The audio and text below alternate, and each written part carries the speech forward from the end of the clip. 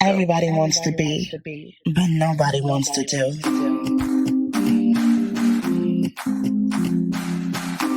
Girl, it's time to be real, raw, and relentless. Everybody wants to be, but nobody wants to do.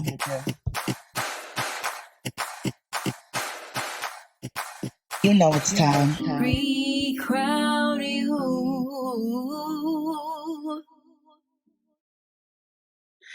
What's up, guys? It's your girl, Truly Inspired Martin, and welcome to the ReCrown You Podcast. I know y'all been waiting for me to go live like this. Like, y'all want to see me because y'all hear me all the time.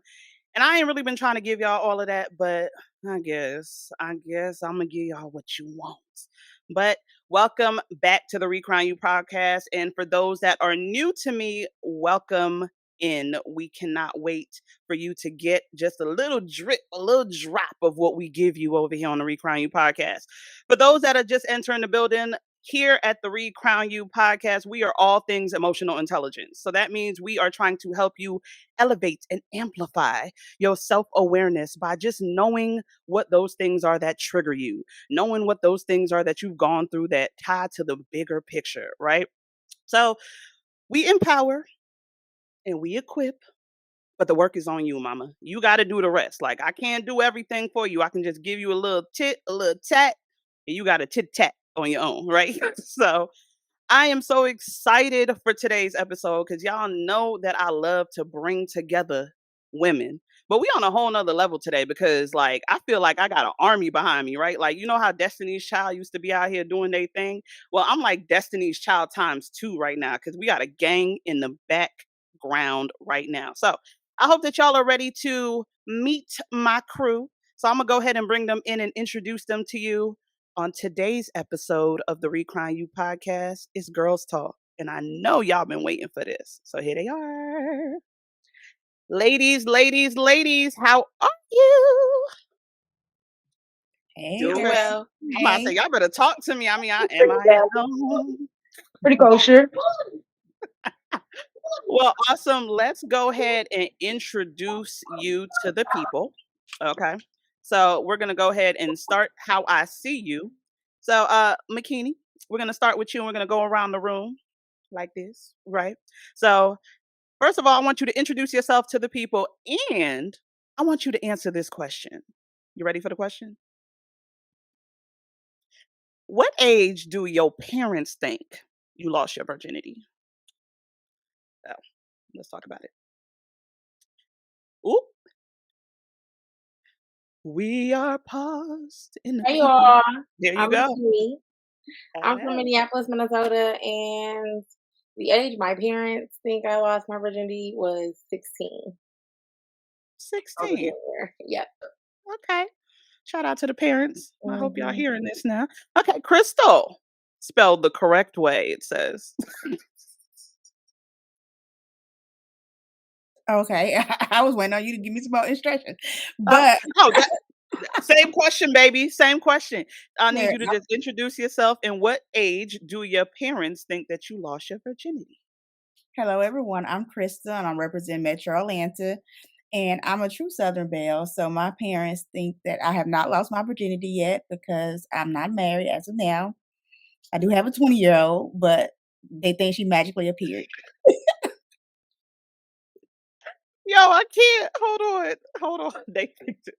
We're gonna get back to that. Mel B. Cook, go ahead and introduce yourself. And what age do your parents think that you lost your virginity? Greetings, it is your girl Moby Cook, and the age my parents think I lost my virginity was 16. I'm hearing a consistent 16. Okay. Good. Thank you.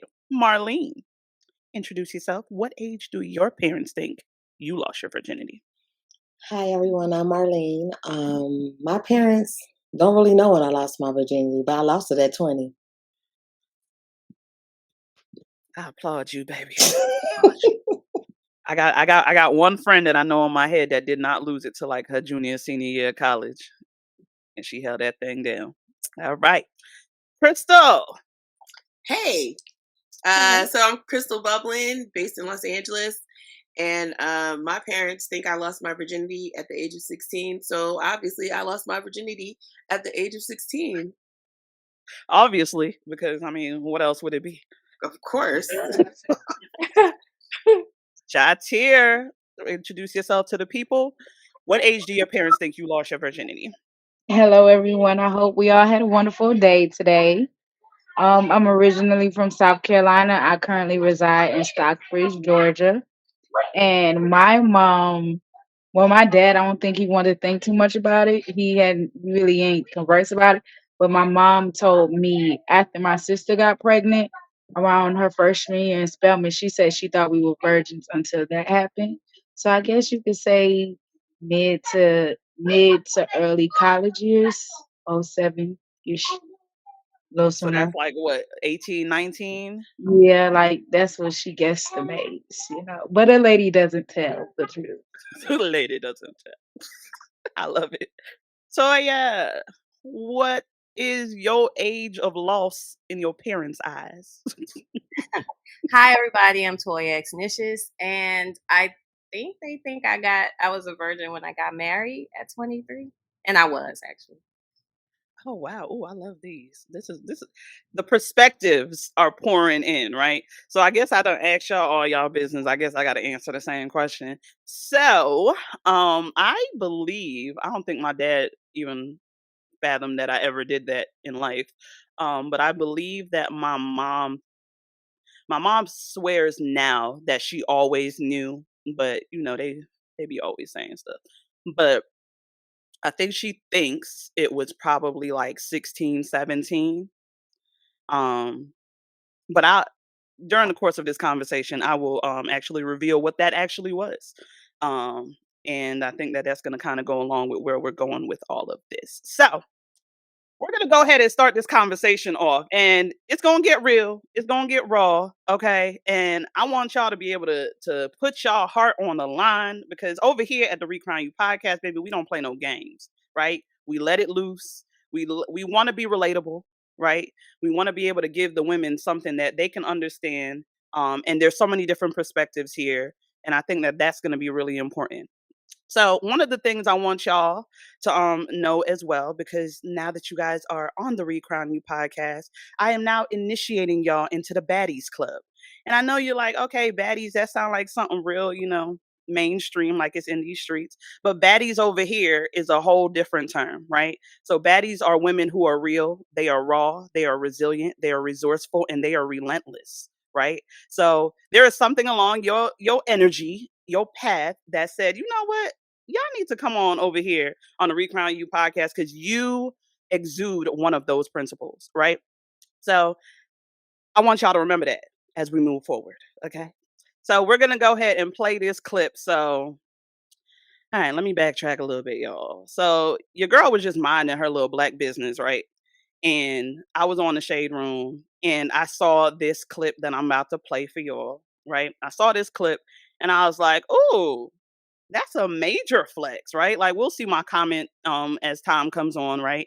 And I said what I said, and I said what I said, right? And I'll go into the reasons why I said what I said as well. But they done pinned it, child. They done pinned the comment. The trolls done came. The people done said what they had to say.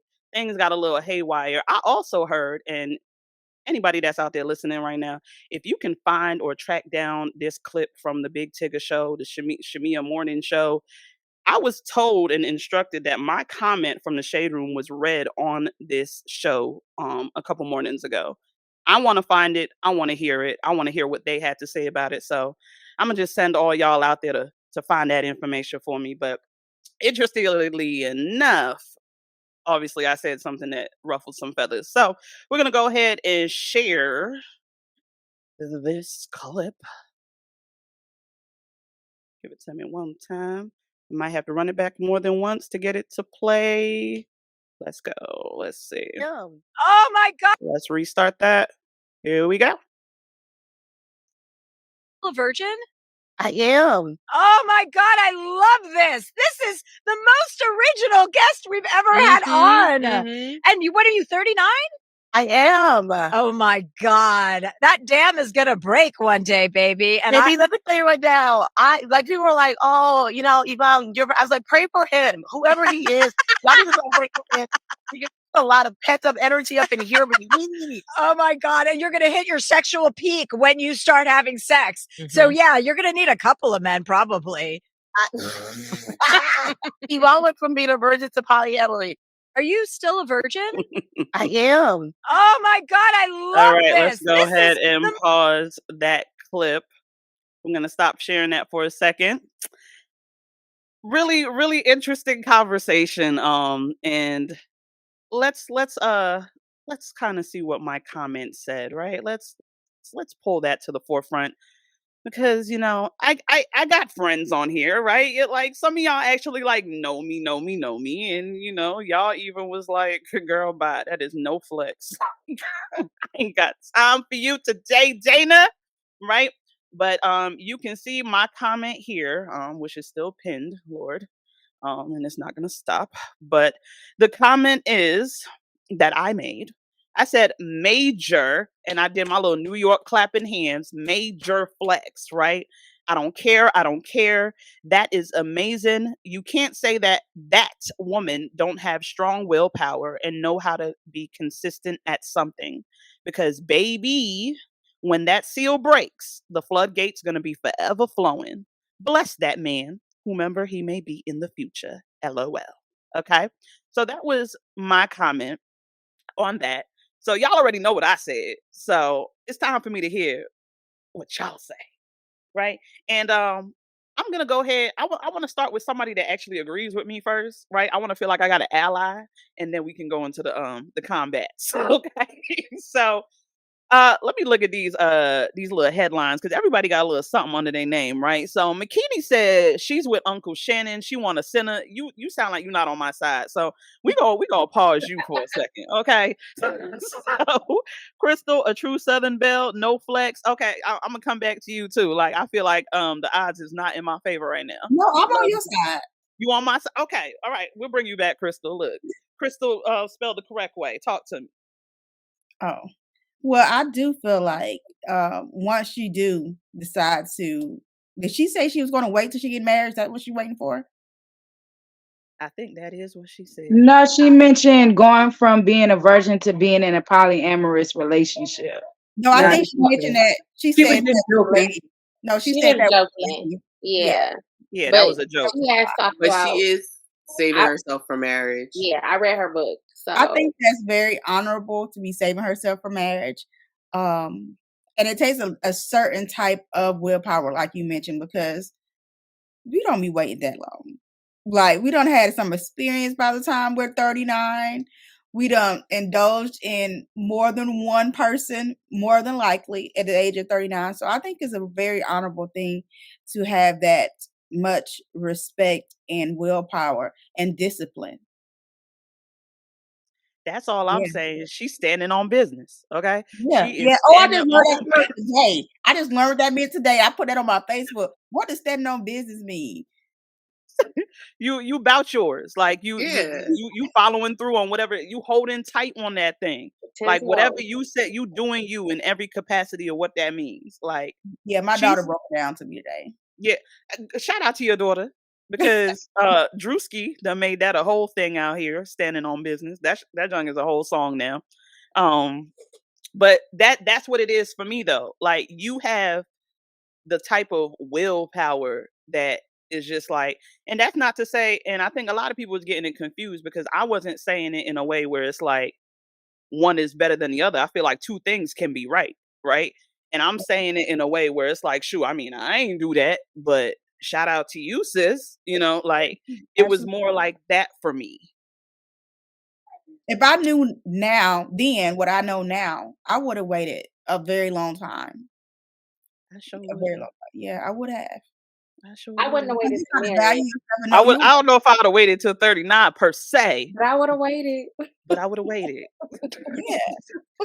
Because you also have to know the value of yourself. A lot of people in here mentioned that their parents thought they lost it at 16, which means they probably lost it before then, which also means you wasn't mature enough to know the value of what losing your virginity really entailed. Why you So snitching? Why you snitching?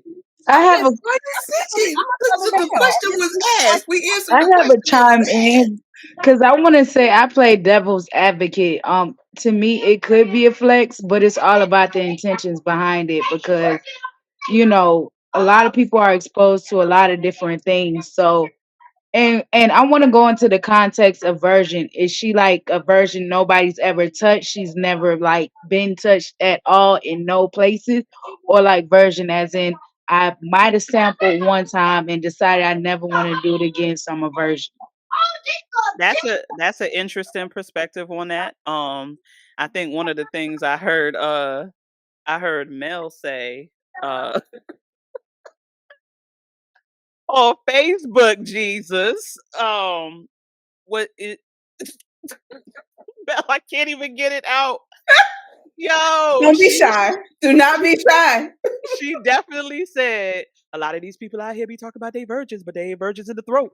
Right? Like, Exactly. That's why I'm saying that some people say they virgins, but they might have took anal. Some people might have said they virgins, but they, only give mouth service. So I want to know the full concept of virgin because people define virgin by different things. I've known people who say I'm a virgin, but they've partaked in a bunch of different activities. So in my personal opinion, is I'm playing devil's advocate because it could be a flex if your intentions are pure and you said, look, I'm standing on nothing, nobody's going to touch me till I get married. But at the same time, you might have somebody who was molested or raped at a young age and never partook again, so they would consider themselves virgins because they didn't willingly give their body away.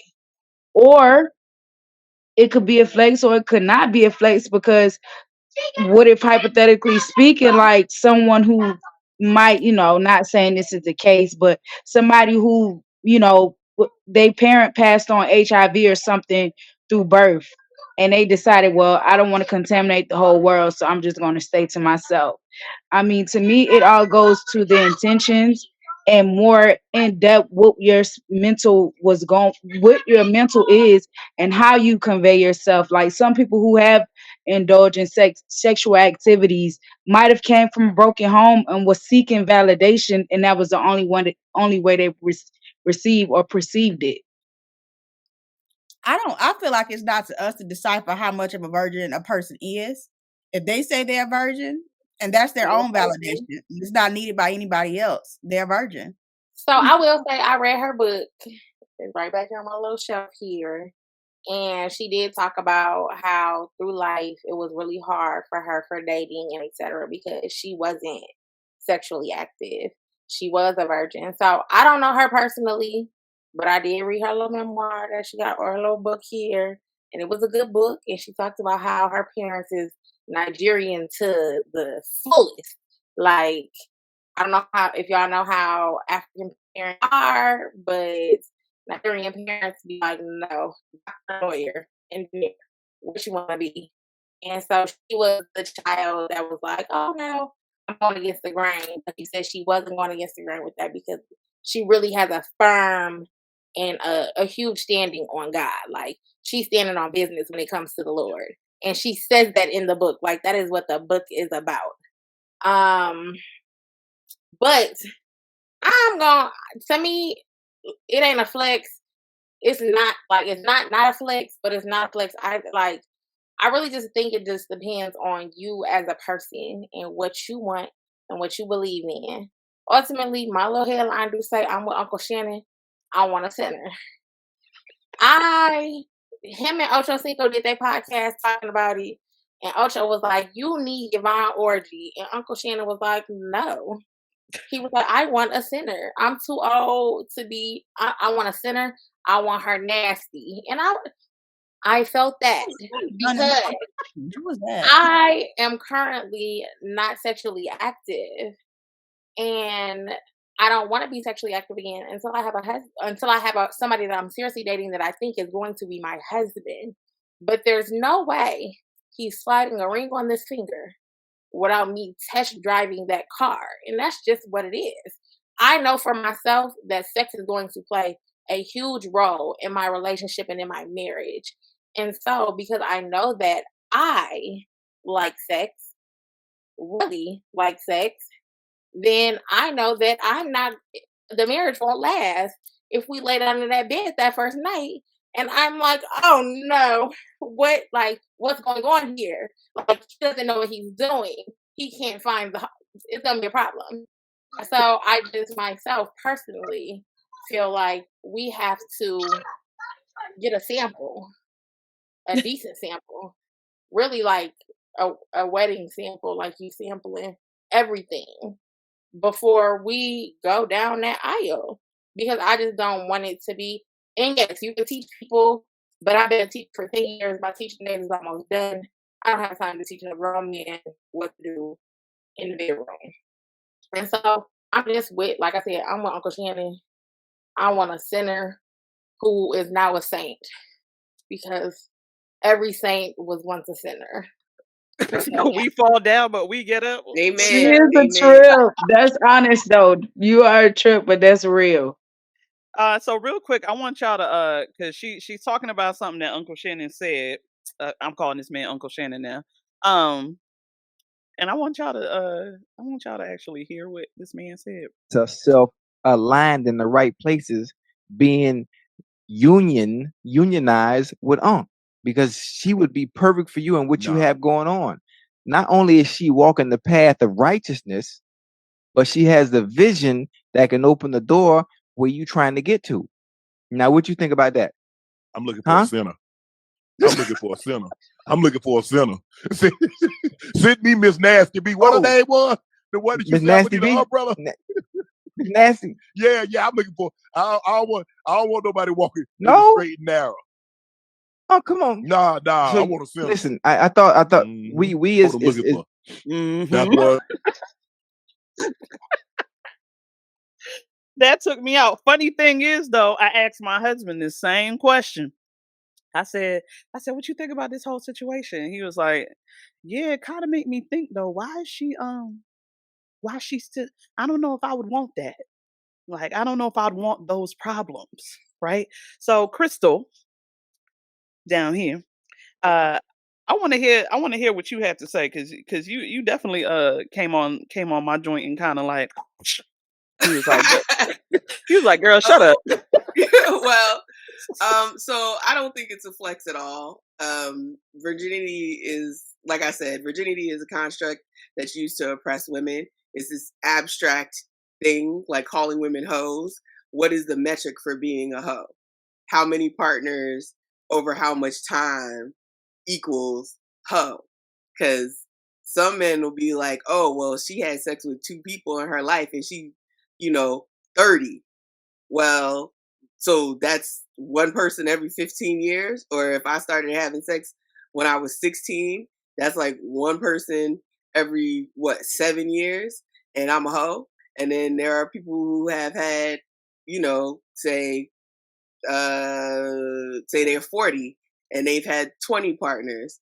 So that's 2 people. That's one person every 6 months. So what is the metric for being a hoe? What is the metric for being a virgin? Science doesn't back up virginity either, because they say you lose your virginity when your hymen breaks. Well, your hymen can break when you're walking fast, when you're doing a cartwheel. So I'm 6 years old playing with my friends in the yard. I do a cartwheel, my hymen breaks. I didn't have sex. I'm still technically a virgin. And what is the thing is, like, also what is she saving it for? Like, I get the whole, okay, she's saving it for marriage. But the thing is, now you're 40, you're probably relatively inexperienced. So that man that you're with is gonna have to teach you, and or go to Miss Nasty B. Right.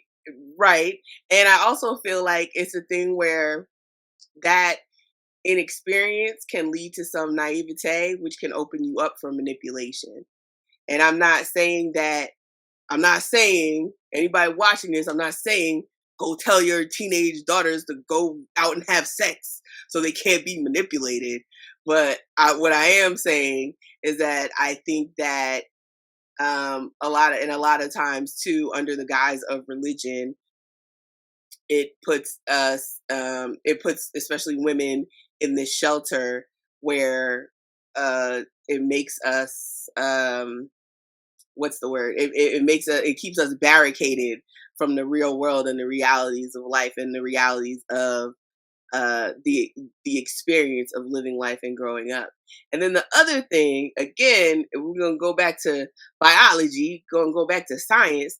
When you 39, 40, our bodies start to change. So girl, like, you know, you gave up on the gorilla grip extra slip years. You know what I'm saying? So, you know, I'm saying, like, you know, they say we hit our peak between 30s and 40s. You know what I mean? But just because, okay, so for me, it's a personal thing.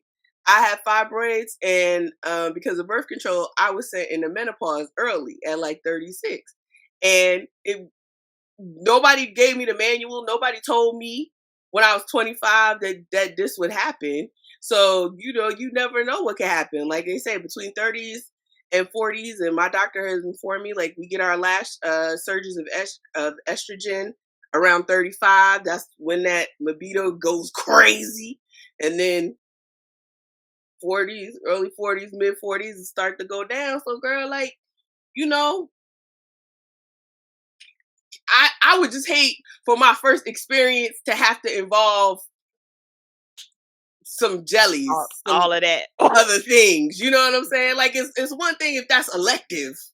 It's another thing if it's a prerequisite. You know what I'm saying? So come on, prerequisite. You know what Right, I mean? right. Come on with the college terms. All right now. You just said something earlier that I have to tap in. You use the word religion.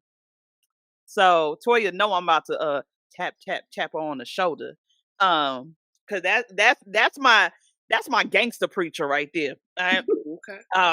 That it's a whole different angle for sis over here. So I saw you kind of shake your head, and you was feeling when she was starting to hit that thing. So I want you to kind of slide in there and give me a little perspective on coming from like that religious standpoint and all that stuff. Cause you definitely was on my page too, like, yeah, all right, sis. So I want to hear that, because that was also interesting coming from that sector, right? So I want to hear your perspective there. Well, child, yes, I was. Amening you, Cristal. I was on mute, but you couldn't hear me, but I was definitely giving you all the love. Peanut gallery. But yeah, I am an ordained minister and have been in ministry for over 20 years. And I've seen the effects poor doctrine has had on women.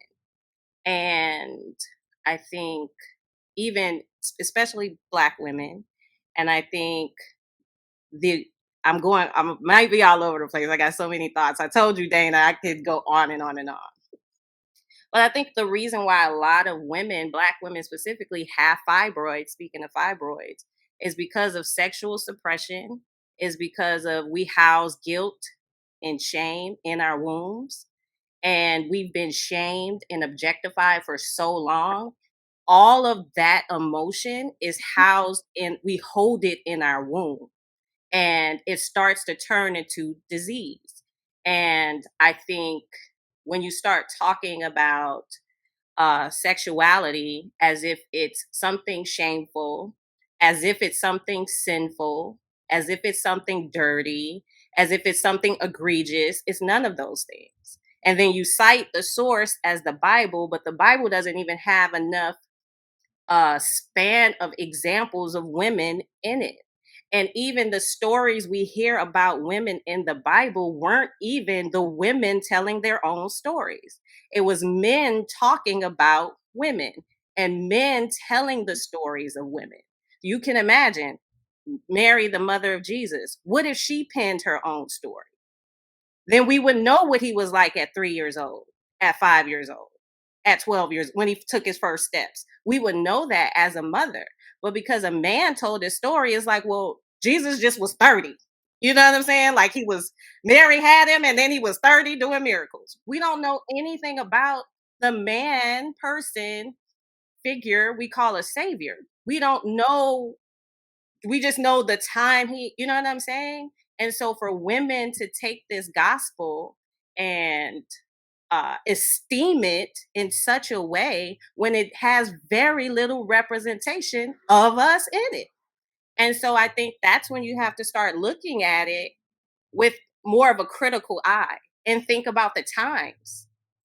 You're talking about a time, the Bible, so if she's a virgin because for biblical reasons, you're talking about a time women couldn't own land, could barely speak, had no rights, had no privileges, had nothing.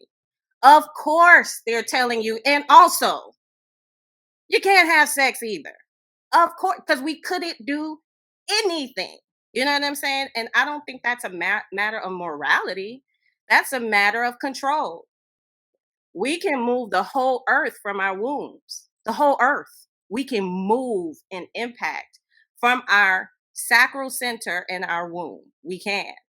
But if we're in guilt, not if we're in shame, not if we think something's wrong and we're dirty and we're hoes and we're used goods and we're damaged, right?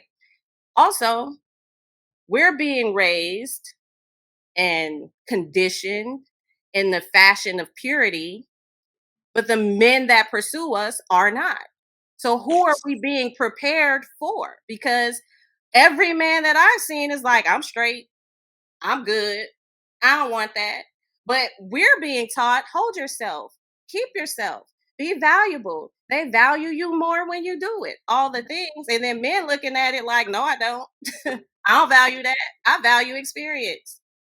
I value somebody that's going to swing from the chandeliers. I value somebody that's going to make it hot, drop it low. I value somebody that know how to put it to the back of her throat. This is what they value. I'm not saying in totality or holistically, but I'm saying the conditioning of men is so vastly different from the conditioning of women. And it's not fair that we hold the burden of morality for everybody. And they're not held to the same standard of morality that we are. That's not, I grew up in purity culture where we're teaching all the girls, keep yourself, purity conferences, virginity rings, all the things. We ain't telling the boys that. And if a boy a virgin, I want to chime in on that too, because it really depends on where you're from. And I will say this: I'm from South Georgia, where it's real country, real Southern, right? And there is a double standard when it comes to what men are teaching boys and women are teaching women. There is definitely a double standard. But I can say when they're having these purity things going on, and where I'm from, it's taught both to men, boys and girls that take these classes in the church, in Southern Baptist Church, where you having all these things going on and being taught. But I will say in that aspect, I understand what you're saying when it comes to the womb and religion, because I'm a spiritual person. But I also feel like it needs to be taught the mental health aspects of having sex. And that's what is also missing, because you also know when you intertwine with someone and you engage with them sexually, that's a deeper connection than just the sex and organs. It's a mental connection. It's a spiritual connection. And so that needs to be taught as the realm to both men and both or boys and to girls, that, hey, beyond you just exchanging fluids and body parts, it's a mental connection that goes on beyond what you can understand in the depths of your teenage or young years, that should hold people to the standard of you understand the capacity and responsibility that comes in that you would want to wait longer. Not necessarily wait till you married, quote unquote, but wait until you understand the realm of what it really entails when it comes to sexual being involved with other people. I agree. But I don't think sex is any different than anything else, because we say sin is sin is sin is sin. All sin is the same, but then we elevate certain sins above others. And then we say, but don't be gay. True. Sin is sin is sin is sin is sin. Don't be a hoe. But we say it's all the same. So is it all the same or is it not? And I feel like what you're saying is true, but I feel like that can be taught just in teaching about character and integrity, period. You know what I'm saying? Good decision making, period. And I feel like women should know they have agency over their own bodies and they can decide. You can choose. You don't have to, just because there's this thing out here that no, it's your body, and you have complete authority and agency over your body. And it's more important that you're clear about your decision making, and you're clear and you have contact with your spirit than nitpicking every single little thing. That'll take you in any scenario. You need to know this don't feel right. This person don't feel right. This moment doesn't feel right. I'm scared. I shouldn't make a decision when I'm in this much fear, or I don't have any peace, or I'm in disobedience to my parents and my authority. But that translates in any aspect of life, not just sex. So if you teach your child integrity and character and how to be in contact with their spirit at all moments, that'll give them more. I feel like that's a more rooted approach than just elevating sex here. It's like, no, you need to know how to make good choices, period. You know? And I feel like, even with that being said, because so many women that's on here right now has lost their virginity before they were 16. Because religion was thrown, well, this is what you're supposed to do. But if women was taught the morale and the morals behind, you need to wait because of character, use your discernment, because how you feel, and this is your body. A lot of these young women that had sex prior to 16 probably wouldn't have, but that has not been taught. So that's the element that needs to be, especially, and I can only speak on being Black in the Black community. I agree. But I think self-awareness isn't taught, right? Like, it's self-awareness. So if you go back to both Toya and Cristal, some of the comments about having agency of your body, understanding when your choices and your decisions are not coming from you. Yeah, we have a tendency at a very young age to wrap it in morality because we don't also teach self-awareness. So like, if I decide that, so I don't think, for the record, I don't think it's a flex or not a flex, right? I think it's only a flex if this is the discipline that you want to instill, but not from a religious perspective. If behind your decision is that I am making this decision to please other people, or because I want to be seen in a certain way, then it's not your decision, and your decision lacks self-awareness, right? Meaning we're making this decision just so that I can be pleasing to others. So that goes back into a lot of us our morals being rooted in the Black church when we're not even religious, right?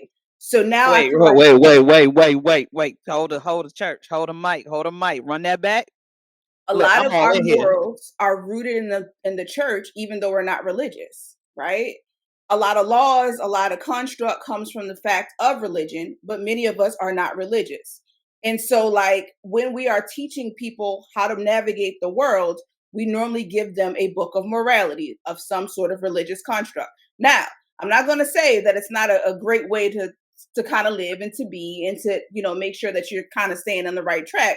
However, you have to know that you're seeking that for yourself, because that is structure that works for you. And so in that context, like when I'm teaching my now 11-year-old, and now I have also a 23-year-old daughter, or niece that's like my daughter, when we're having conversations, we're talking about what feels good to them, what makes them feel like it, and not trying to wrap it in misogyny. I'll say, I think that that's what is missing the most. I grew up, yes, in a religious home. Like, my grandpa was a pastor, my dad's a deacon. We've been in the church. I've been in the church my whole life. My decision to lose my virginity early didn't have anything to do with the church saying, don't. Yes, they said it. But when I look back, and at this age that I am now, and I'm looking back on things that I've done in my teenage years, part of it is moms aren't having these conversations with daughters. One thing that stuck out to me when in looking back and doing my journey was that when my mom found a note in high school that said something, and it had a condom with it. Mind you, I wasn't even thinking really about sex at the time. It was just, you riding with your friends, and sometimes you flexing. I hung out with all the girls. So yeah, I'm gonna make sure I'm in know, and I got a little tea to give too. She found the condom, and she took me out to eat. And all she asked me was, Makini, are you thinking about having sex? And I said no. And the conversation was, well, when you are, just let me know. And that was it. Nothing else came with that, other than, when you're thinking about it, let me know. And who's really going to sit their mom down and say, hey girl, I am ready, especially when you're a teenager, and they not be like, yes, okay, here's what you. My mom is 30 years older than me. I don't have a mom. My mother is part of that older generation. So there was not any sitting her down saying, hey, mom, I'm thinking about having sex, girl. I was terrified. And it was because my mom didn't have that conversation with me of self-awareness, of, hey, let me talk to you about what comes with all of this before you do it. Because, yeah, you could teach me in sex ed and in health what sex is, but you cannot teach me the emotions that are going to come with, especially when you're at such a young age and you just swear you love this person. I'm just so in love. So I think that's part of the issue as far as like I don't know if it's for white women. I don't know, because I'm not a white woman. I'm a Black woman that grew up in a Black home and is surrounded by tons of Black love and Black family. And none of me and my cousins were given these conversations. These conversations weren't had with us. And that's why I am only 2 of my first cousins that don't have children. All my other girl cousins have kids. And it was because nobody had the conversation of, this is your body. You want to protect it at all costs. What you have is valuable. What you have, you need to make somebody fight for. You need to make sure that person holds you in such a way that they deserve that power from you. Because at the end of the day, it is power. And so I think that that's part of the hugest problem. And I feel like, honestly, because of reading her book and knowing what type of parents she had, African parents don't play that at all. They don't. They do not play that at all. Can we talk about that for a minute? I don't know about African parents, honestly. I've never had too much. One of my closest friends growing up is actually Nigerian. And we used to hate going over her house because the freedoms that we had when they spent the night at my house. Now, my mom didn't play that neither. We wasn't listening to secular music. We wasn't watching no crazy movies. Baby, I don't know if y'all know who Sweet Honey and the Rock is, but they're like this little group that sing only like Negro spirituals. That's what was on the radio in the car, or the Miseducation of Lauryn Hill. But only those 2 albums. And so, but my mom also like gave us just a little bit of freedom. Her parents, it was like, no, Dad, like, what y'all doing? Door open. What y'all talking about? And I'm like, whoa, wait, I'm not used to having my parents on my back like that. Like, they're really strict on how they want you to present themselves, because when you walk out into the world, you're not just you. You are your whole family. And so that is how Nigerian, Liberian families operate. And so I feel like with her parents, they weren't having that discussion. I'm sure she probably would have brought sex up. They would have shut that down quick. Sex? What is that? What is sex? Like, they don't play that. So I think that that's part of the hugest part of the problem, honestly, not being able to be open enough to have those conversations with the people who are supposed to tell you that information. But can we talk about that for a minute? Because I feel like there's 2 different things that happens, right? Society says wait. Your biology doesn't say wait. Like, your first sexual urges come between 9 and 13 years old. And so a lot of times we'll negate the fact that biology is happening, and because we want to like go into a societal standard. But the reality of it is we're all having thoughts, desires, like, maybe if I touch you a little this way, what's going to happen, right? And so, like, to your point, Makini, of like not having those conversations early enough because we want to apply some sort of societal norm, and we're excusing biology because it makes us uncomfortable to talk about the fact that you may have a sexual urge, but that doesn't mean you're going to become sexually active, or that doesn't mean that you're going to become promiscuous. It means I got a desire. So let's talk about my desires and back to the why I should wait. And I think a lot of times back to that whole, religious kind of culture, we put, oh, you're valuable. This is valuable. But why? It's not just because I have a vagina, right? Like, why is it that I'm valuable? Why shouldn't I give my body? And not just because, my vagina. What about my whole self? I think that piggybacks to what Toya was saying as far as raising your child to be a good, upstanding individual and being in touch with their spirit. Because if you instill these conversations and you instill the value in them, like, hey, I don't like how this vibe is, I don't like that, they're going to rationalize themselves to be in that situation where it's like, okay, yeah, I know my body's reacting, but at the same time, something about this moment doesn't feel right. So I think that's still like double back to what Toya was initially breaking down, because no matter if you sit down and tell a child like, hey, this, that, they still have their own biology that might seek validation outside of you. So if you instill the strong enough system inside them to where they can rationally and make these decisions on their own when they're put in these predicaments, you know, they'll know how to maneuver a lot better than a lot of us. I came from a single parent household, and my mom was in survival mode. So to be honest with you, between providing for myself and two other siblings, it never crossed her mind that we were thinking about sex or even going down that road, because she was trying to provide for us. That's a good one. Go ahead, Chris. Oh, I was gonna say, yeah, my mom was a single mom, and I grew up in the church too. And my sex talk was, if you have sex is when a boy puts his thing in you, and then you get pregnant, and I ain't raising no babies.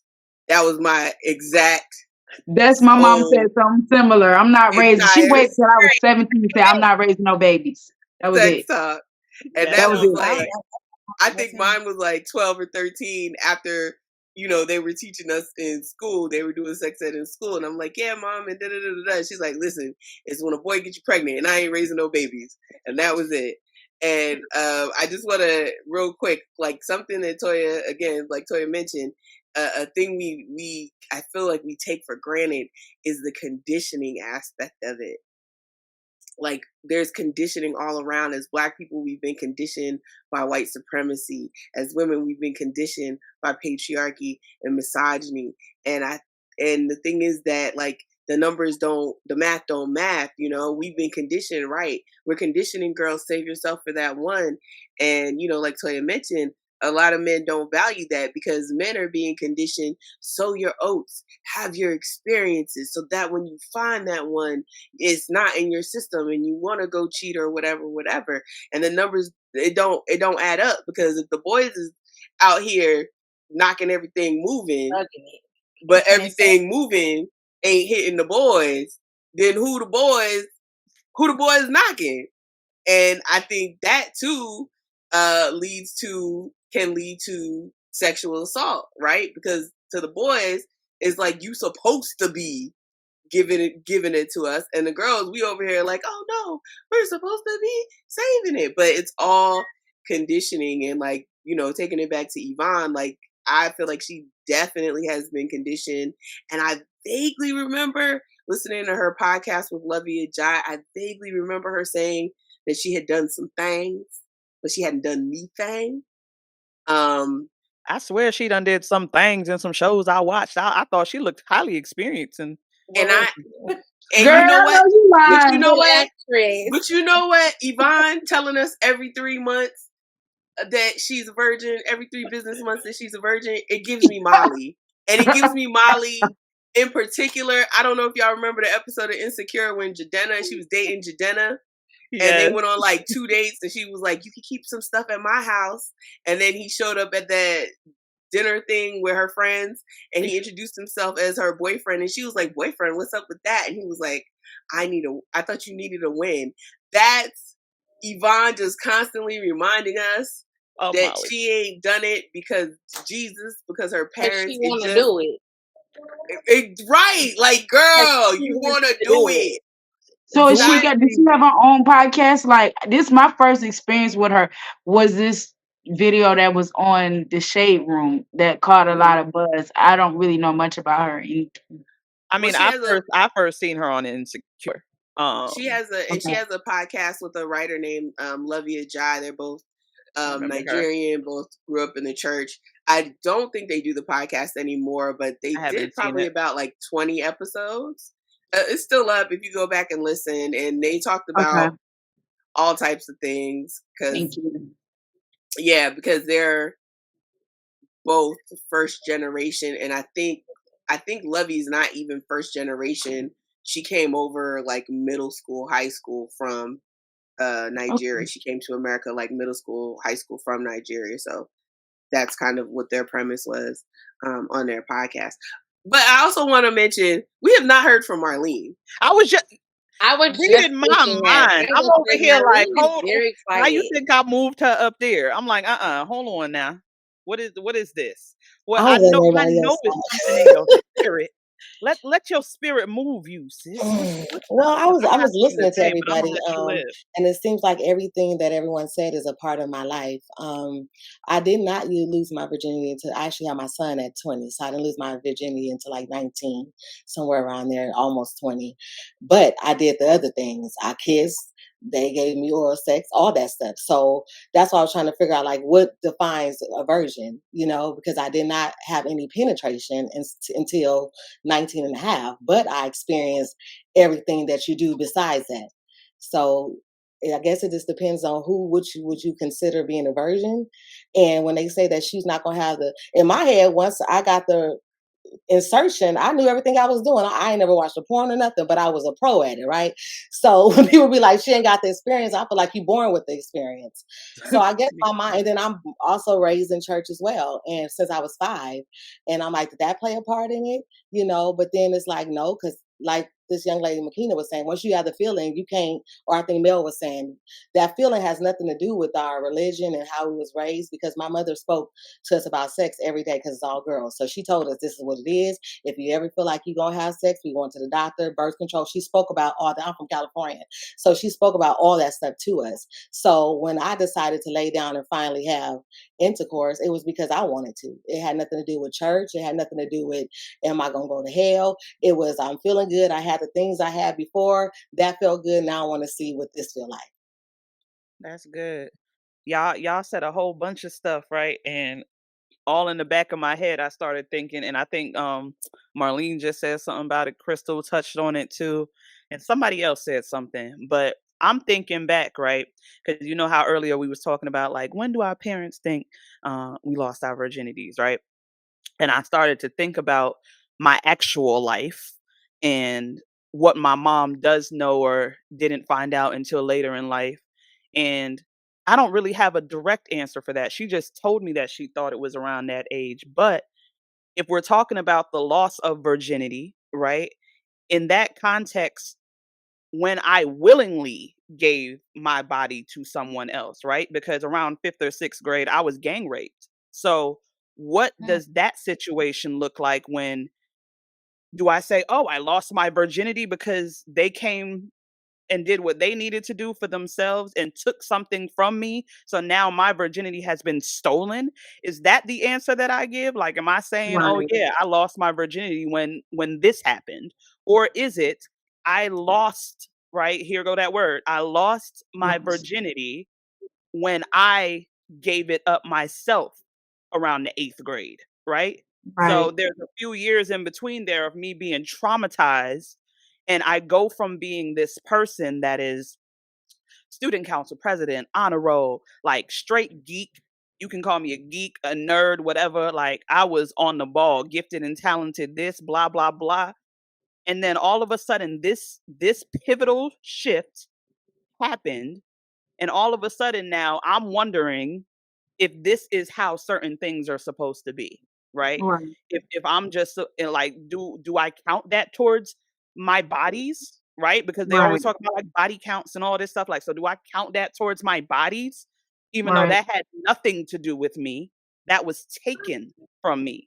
So I guess that's a question that I would even like to like just kind of throw out there, like in a situation like that, because I know a lot of women in those situations, right, that have endured some kind of moment in their life where they were molested, they were, sexually assaulted, that whatever the situation is, something was taken from them without their consent, without their want to, right?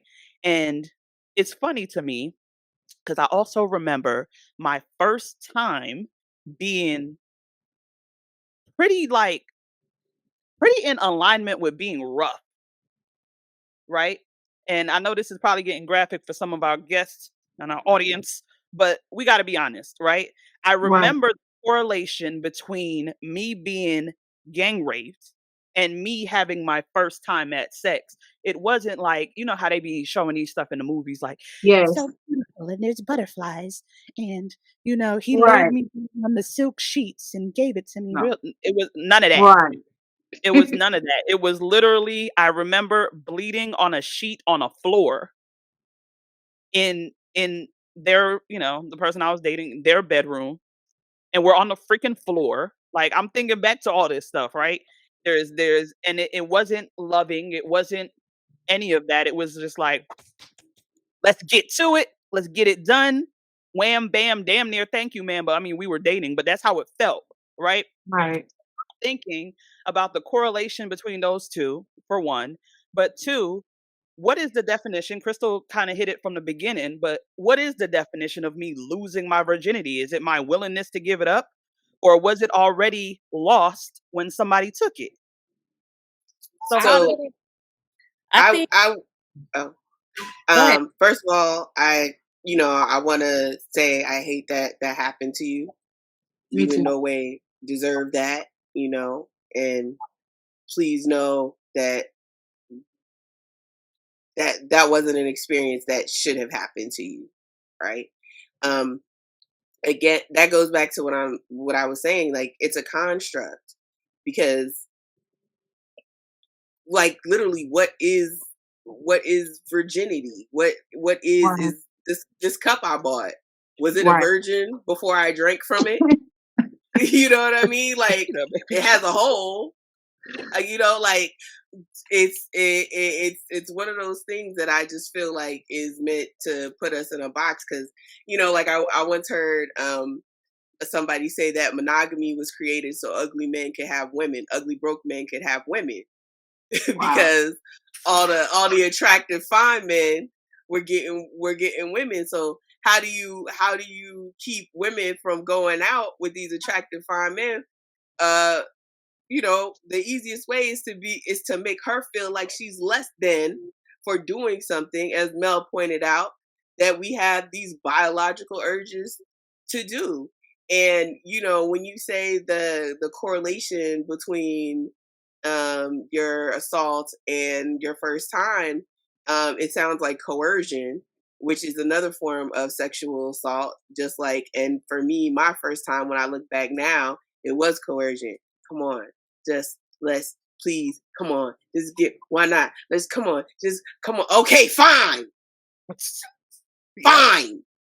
You know what I mean? Right. And it also goes back to, as a couple people have mentioned, knowing your value, and knowing that your value is more than your vagina. Since we're specifically talking about this thing, it is more than your vagina. It's more than your having sex. It's more than this virginity construct.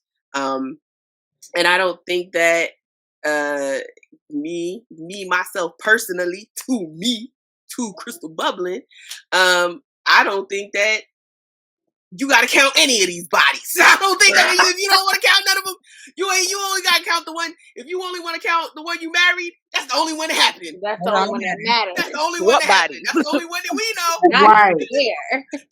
That's right. No face, no case, baby. We don't know them fools. Exactly. And that's your agency right there. I'm sorry for that, man. Who is that? Okay. I do not know that man. I have no. Right, I do not know that man. I don't know that stranger. I've never done it. I don't have a ring. I've never done it. Sure. But I also think it's very important. Better than what our parents did due diligence with us. I know my mother personally told me, don't be like me. Don't get pregnant when you're 15, have a baby when you're 16. I'm putting you on birth control. And I wasn't having sex at 15, 16 years old. But I also know that wasn't a due diligence to me to know, for me to have to learn on my own the value of who I was before I gave, someone my virginity. So, I know someone mentioned about that they didn't have kids, or kids didn't go to their parents back then. I can say my daughter's 20 going on 21, and we sat down and we had a talk when she was ready to actually engage in having sex. And she was 19 at the time. And she came to me because we have a very close relationship to say, Mom, I've been curious. I'm with someone, we're in a relationship, and it's not them that's telling me, but I've been really curious what it's like. And I said, well, this is what's going on. I talked to you about the value of who you are, your womanhood, you going in from a kid to a teenager to a young lady, and if you feel like you're ready for that moment, let's prepare you to go get you on some birth control to make sure that your mind is in the right space and where you really, we didn't have a ceremony, but we had a discussion because, I just felt more at ease that she was comfortable to come and talk to me because I didn't feel at ease talking to my mother when I had when I lost my virginity.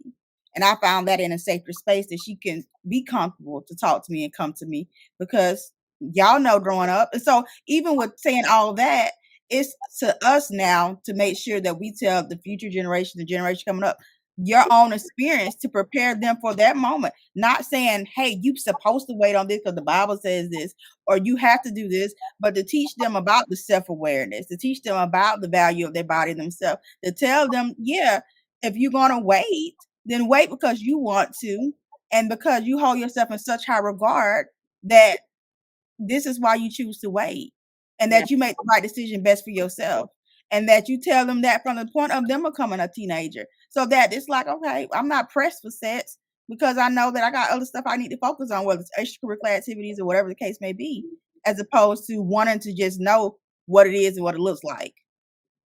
I totally agree. I wanted to go ahead, baby. Piggyback off of or answer Dana's question about, again, your scenario. I'm also very sorry that happened to you. Yeah, you don't deserve that, and it wasn't your fault. I'm sure I know you've talked about doing your own work already where that's concerned. But oh yeah, I mean, I've talked about this for the past 10 years, so right. Yeah. So, but I did want to say, I think that that's the danger in associating our value to what we do versus who we are. So it's like when you say, if you're a virgin, your purity makes your value here. That's a slippery slope because then you have to deal with, okay, so when I make a mistake, now I'm in guilt, now I'm in shame, and now I'm measuring myself based on a behavior rather than my being. So it's like, no matter what you do, your being is your being. You're still worthy. You're still valuable. You're still loved. You're still forgiven. You're still favored. You're still all those things. And it's not associated with what you do. But conditioning has us measuring our being by what we do. And so then we live backwards. We live to get to perform, to do all the things right, but our being is not connected. It's not well. So you may be hitting the marks and I'm a virgin and I'm this and that, but you're not happy. You're in dread. You're in fear. You're in guilt. You're in shame. Yeah, you're a virgin, but your being is unwell. So you hit the mark of the doing and the behavior, but your being has nothing to do with that. Because before you do anything and after you do anything, you're worthy. You're valuable just because you showed up here, just because you're alive. Mistakes and all. If you make 50 mistakes, and what even is that? Because where's that being measured from? Because the truth of the matter is we're all on individual journeys. And things that are right for me in a season may not be right for you in that same season. Or it just may not be right for you, period. But that's an individual journey. It's not like one size fits all for women. One size fits all for single people. One size fits all for married people. You're on an individual journey, which is why I think like Cristal said, Toya Exnicious, me, think this is not thus said the Lord, and I'm not quoting a scripture. This is just me. I believe it's more valuable to know how just to navigate life in all of its decisions, all of the crossroads that you'll come to. The crossroad of sex, the crossroad of friendship, the crossroad of business, the crossroad of your finances. You need to know how to go inside and say what is right for me. and know what you're and be in contact with what you're feeling from in your body from moment to moment to know what is right specifically for you and specifically moment to moment to moment to moment.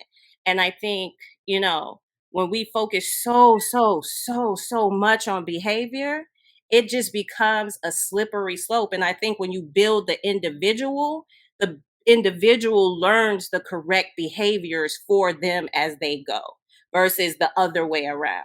And so you wouldn't have to ask, so am I a virgin now because this tragic thing happened to me? How many it doesn't matter.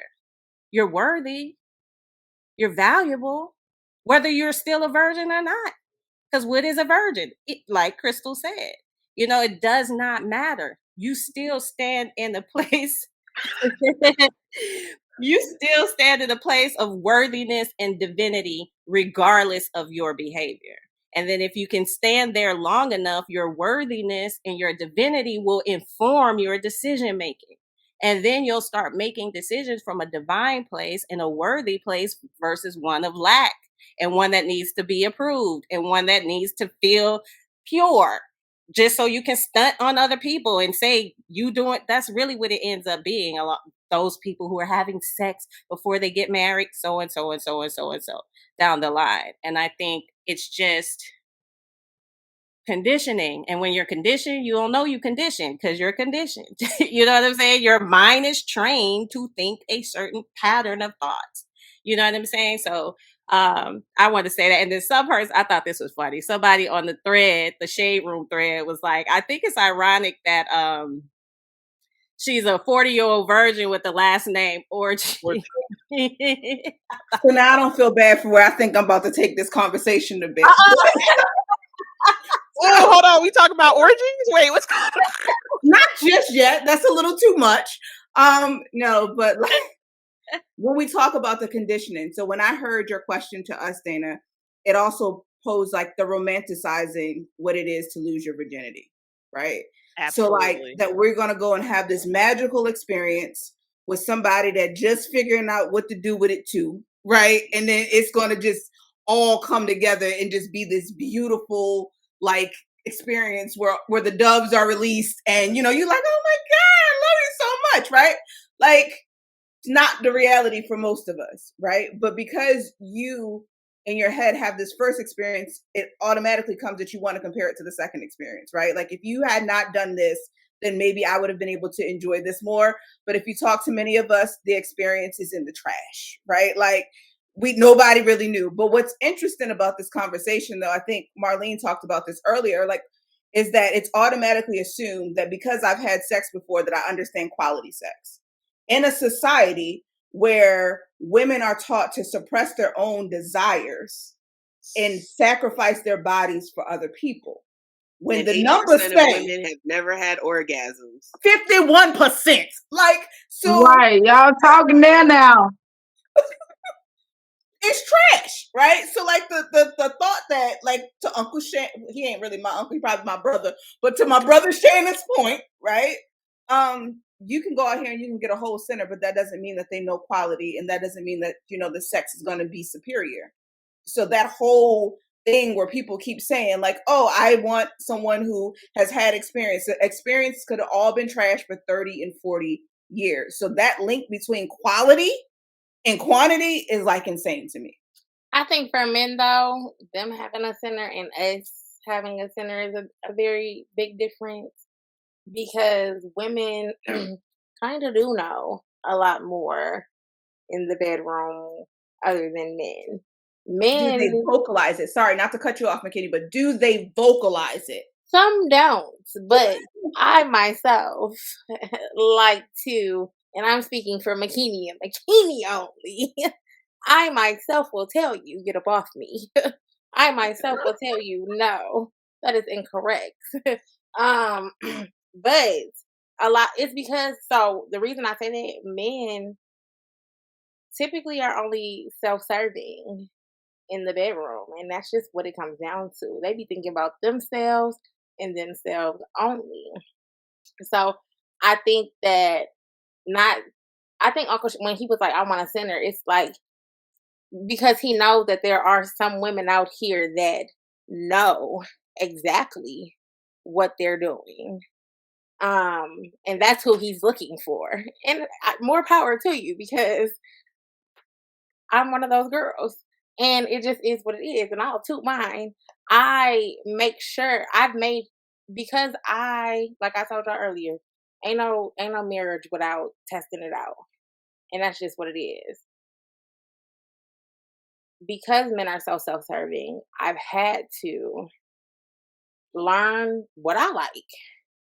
And if you need direction, right there, to the left, to the right, up, lift it up just a little, right, just right there. Stop. Like, I will give you that. I don't know. I just think that I agree with what you're saying, Mel, for sure. Because like I said, men are very much so self-serving in the bedroom. Like, quality.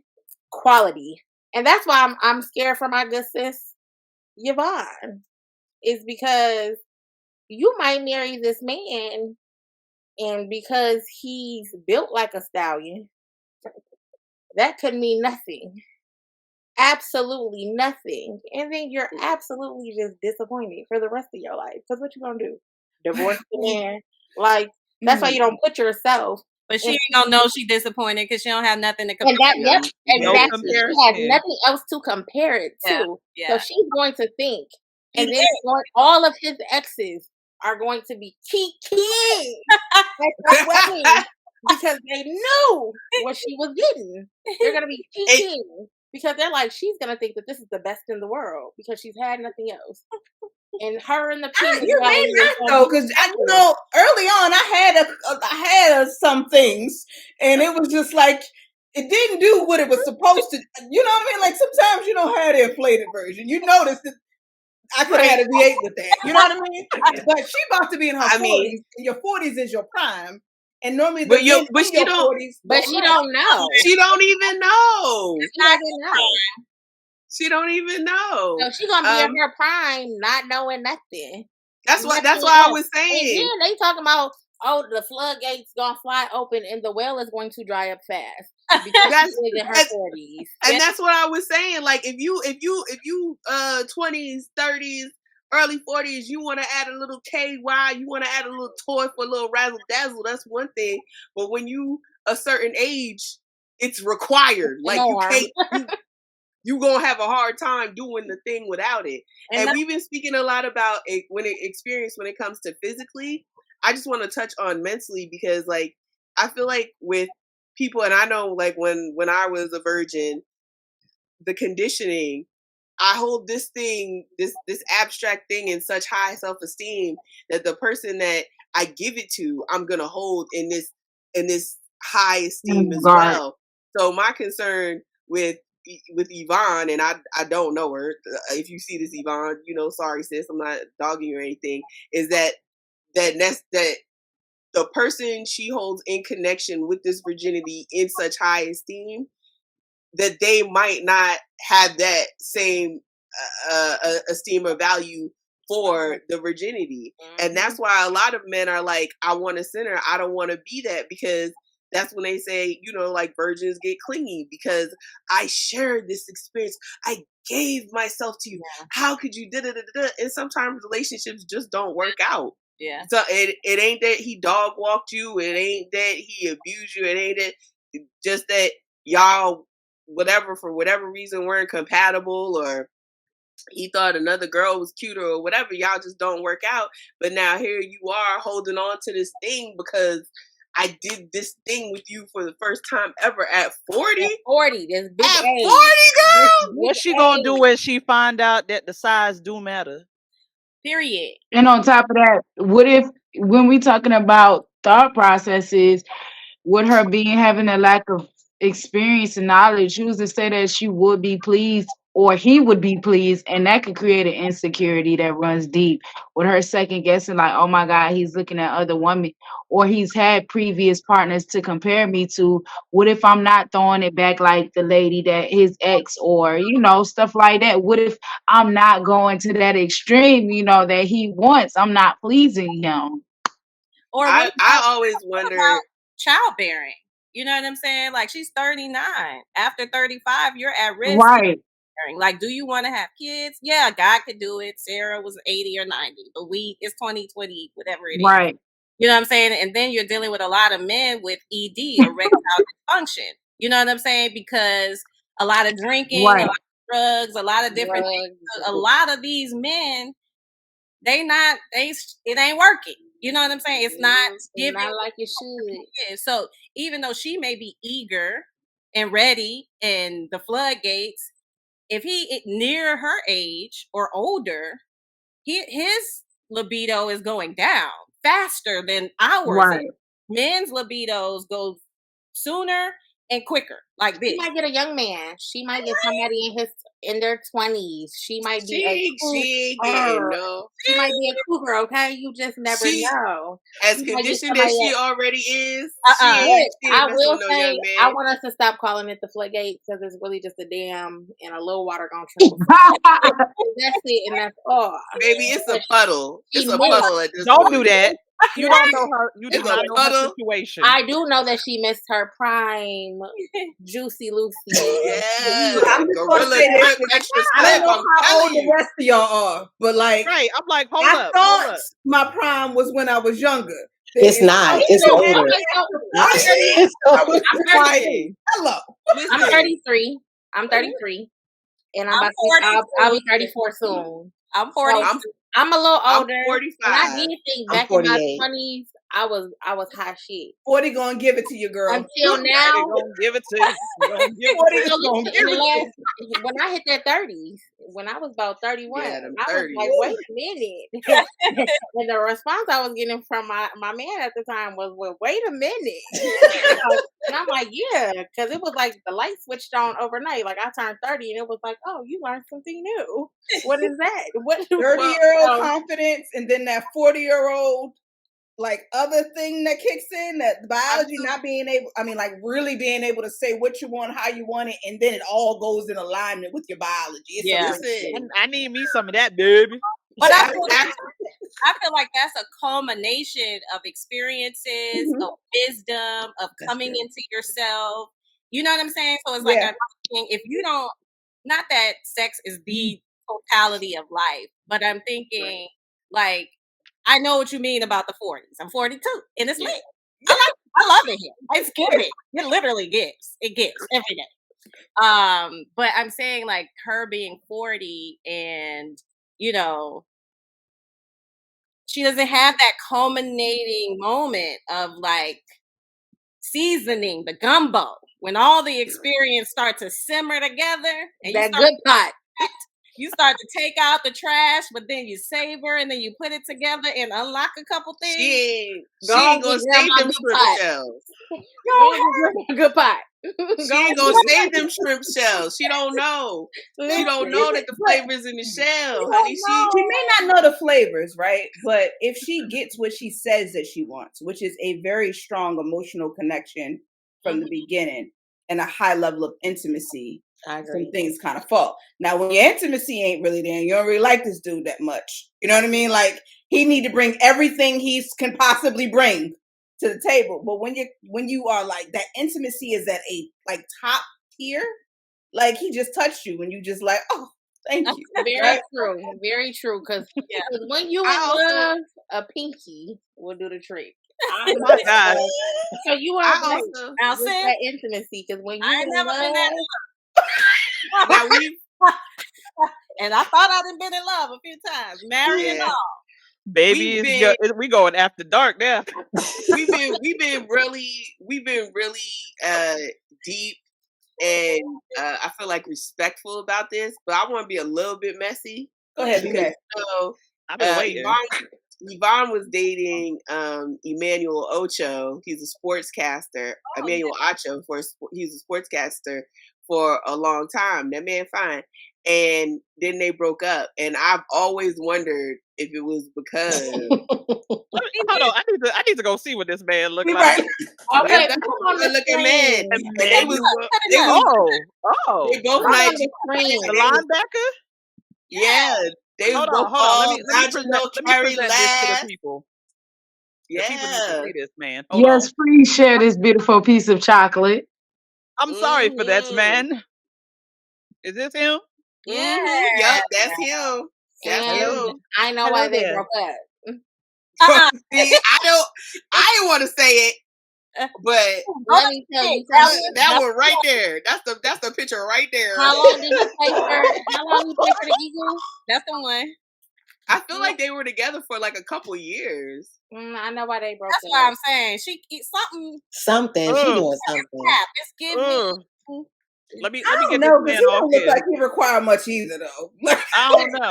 He's cute, but he's I don't think- but he giving wholesome a little bit too. I don't think You he giving did. wholesome? Nigerian. I feel He like put his shirt off. He was giving me a little wholesome. I don't think I feel like he did.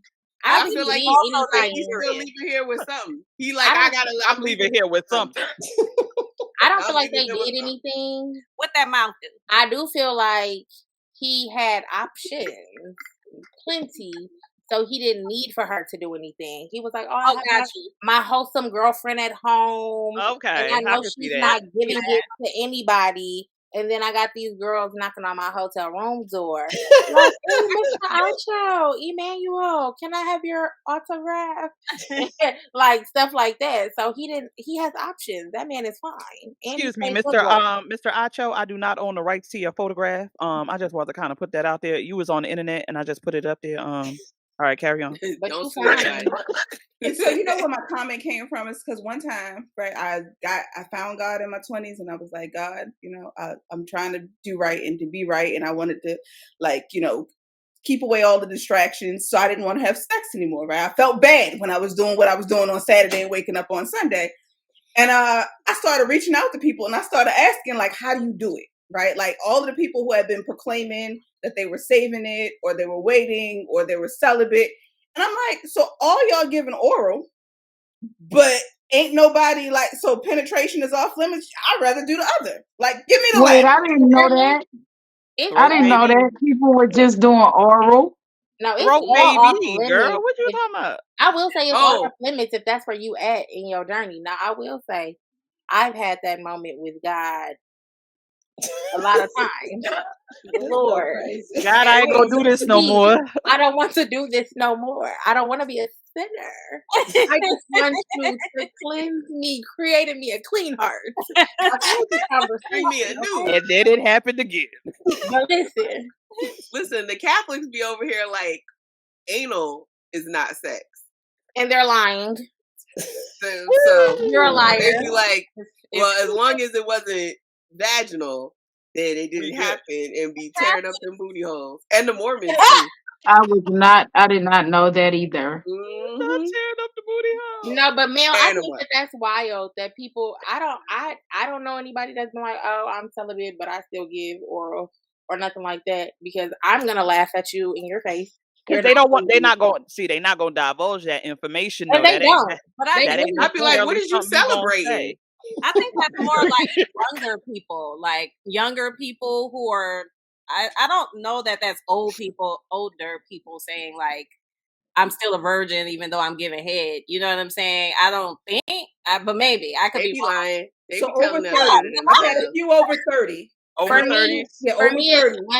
I'm celibate, and if you ask me when the last time I had sex, I'm gonna say May. It's only been a couple months. I may fall short again. I have to start over. But that's between me and the Lord. I fell short of the glory of God, but I'm back again. Like I said, I've had that conversation. So I have a very great relationship with God. Very great. Like, I know that I wouldn't be the person that I am today. And it really goes back to what Toya was saying. You can be like, oh, I'm a virgin, but your spirit dirty and you a dirty person. You don't live right. So what does that mean? Because literally I give God the glory every single day. I do right by people because I believe that that's the way that you should live. And I live wholeheartedly with the spirit of love running through me. But I also like sex. And that is my cross to carry to the Lord. That's my burden to bear. Nobody else's. I mean, but I know when God looks at me and he says, you know what? she might be a little freak. But God saying you I know that my child loves like I intend for her to love. I know that she walks this earth like I intend for her to, how I care for other people. So that's where, when Toya was saying that earlier, I really felt that, because I'm like, some people do hold that to a higher standard. Like, well, I didn't do this, but baby, but you also cursed your daughter from here to next week and told her she was never going to be nothing and X, Y, and Z. That is not operating out of love, and God is love. So at the end of the day, you can say whatever you want to say. For me, all sins are created equal. And so I don't live in a glass house because I know my glass is thin. A little pebble could shatter that thing. Not your glass. Listen, there's a lot of ways to be on your knees and still be righteous. Hello? Do you hear me? Period. Hold up. Wait a minute. I do understand, because, like I said, I've been there a lot of times. And where I was like, God, I don't want to do this no more. Save me from myself. We throw it back and we get up. We throw it back. We get up. So we're getting ready to wrap this up. I want to kind of like end it on this last little question here. This has been freaking amazing, okay? Because I just love all the dynamics here. Like, it was a whole lot of everything, and I love the diversity, right? We believe in DE&I over here. Soul ties. Look, Cristal gave me that look. Soul ties. Okay, this is a thing within itself. Especially for my good sis Yvonne. I don't know how that's gonna work going forward, because I think they're gonna bring forth a lot of spirits that she ain't know about. But what are your thoughts on soul ties? Have you ever dealt with one, or do you even know what that is? I think soul ties are bullshit, because it's only ever positioned to women. It's only ever you have sex with this man, you're tied to this man forever. They never tell a man, you have sex with this woman, you are tied to this woman forever. And even that study that was going around Facebook that was like, when people have sex, the man leaves his DNA in the woman. Well, if that's the case, during sex, a woman envelops a man, so he would be covered by her DNA, right? So I think it's hogwash. I think it's just another way to just oppress women, keep them tied, and that's how you have Nelly and Ashanti spinning the block, even though everybody's spinning the block. Yeah, everybody's spinning the block with their exes that cheated, because we got soul ties. I don't think that's soul ties. I think they just tired of everybody else, so they like, you know what, I'm gonna go back to what I like the most. And so I'm gonna go back to the bad I know, because the bad I don't know, I'm gonna just go back to the bad I don't know. I know to the bad I like the most, because I'm getting it with everybody else, and this is the person that I had the most fun with. This is the person that I love the most. This is the person that understands me the most, and I'm gonna get bad with whoever I'm with. It does not matter. It's not always going to be good. So do I want to continue to try to search for the greatest good in the next man, or do I just, you know what, Nelly? So you did me bad. But I love you. Between like feeling like someone is your soulmate and then having a soul tie, right? So if you would have asked me 20 something years ago if I thought it was bullshit, I probably would have said the same thing until I had my own experience. But I will preface it with this. For me, sex is also very spiritual, right? Mm-hmm. So normally I don't lay with a man that I don't have a spiritual connection with. Now, I've been off the market for a while, but even that's always been my thing, even when I was out there, right? Is having that spiritual connection.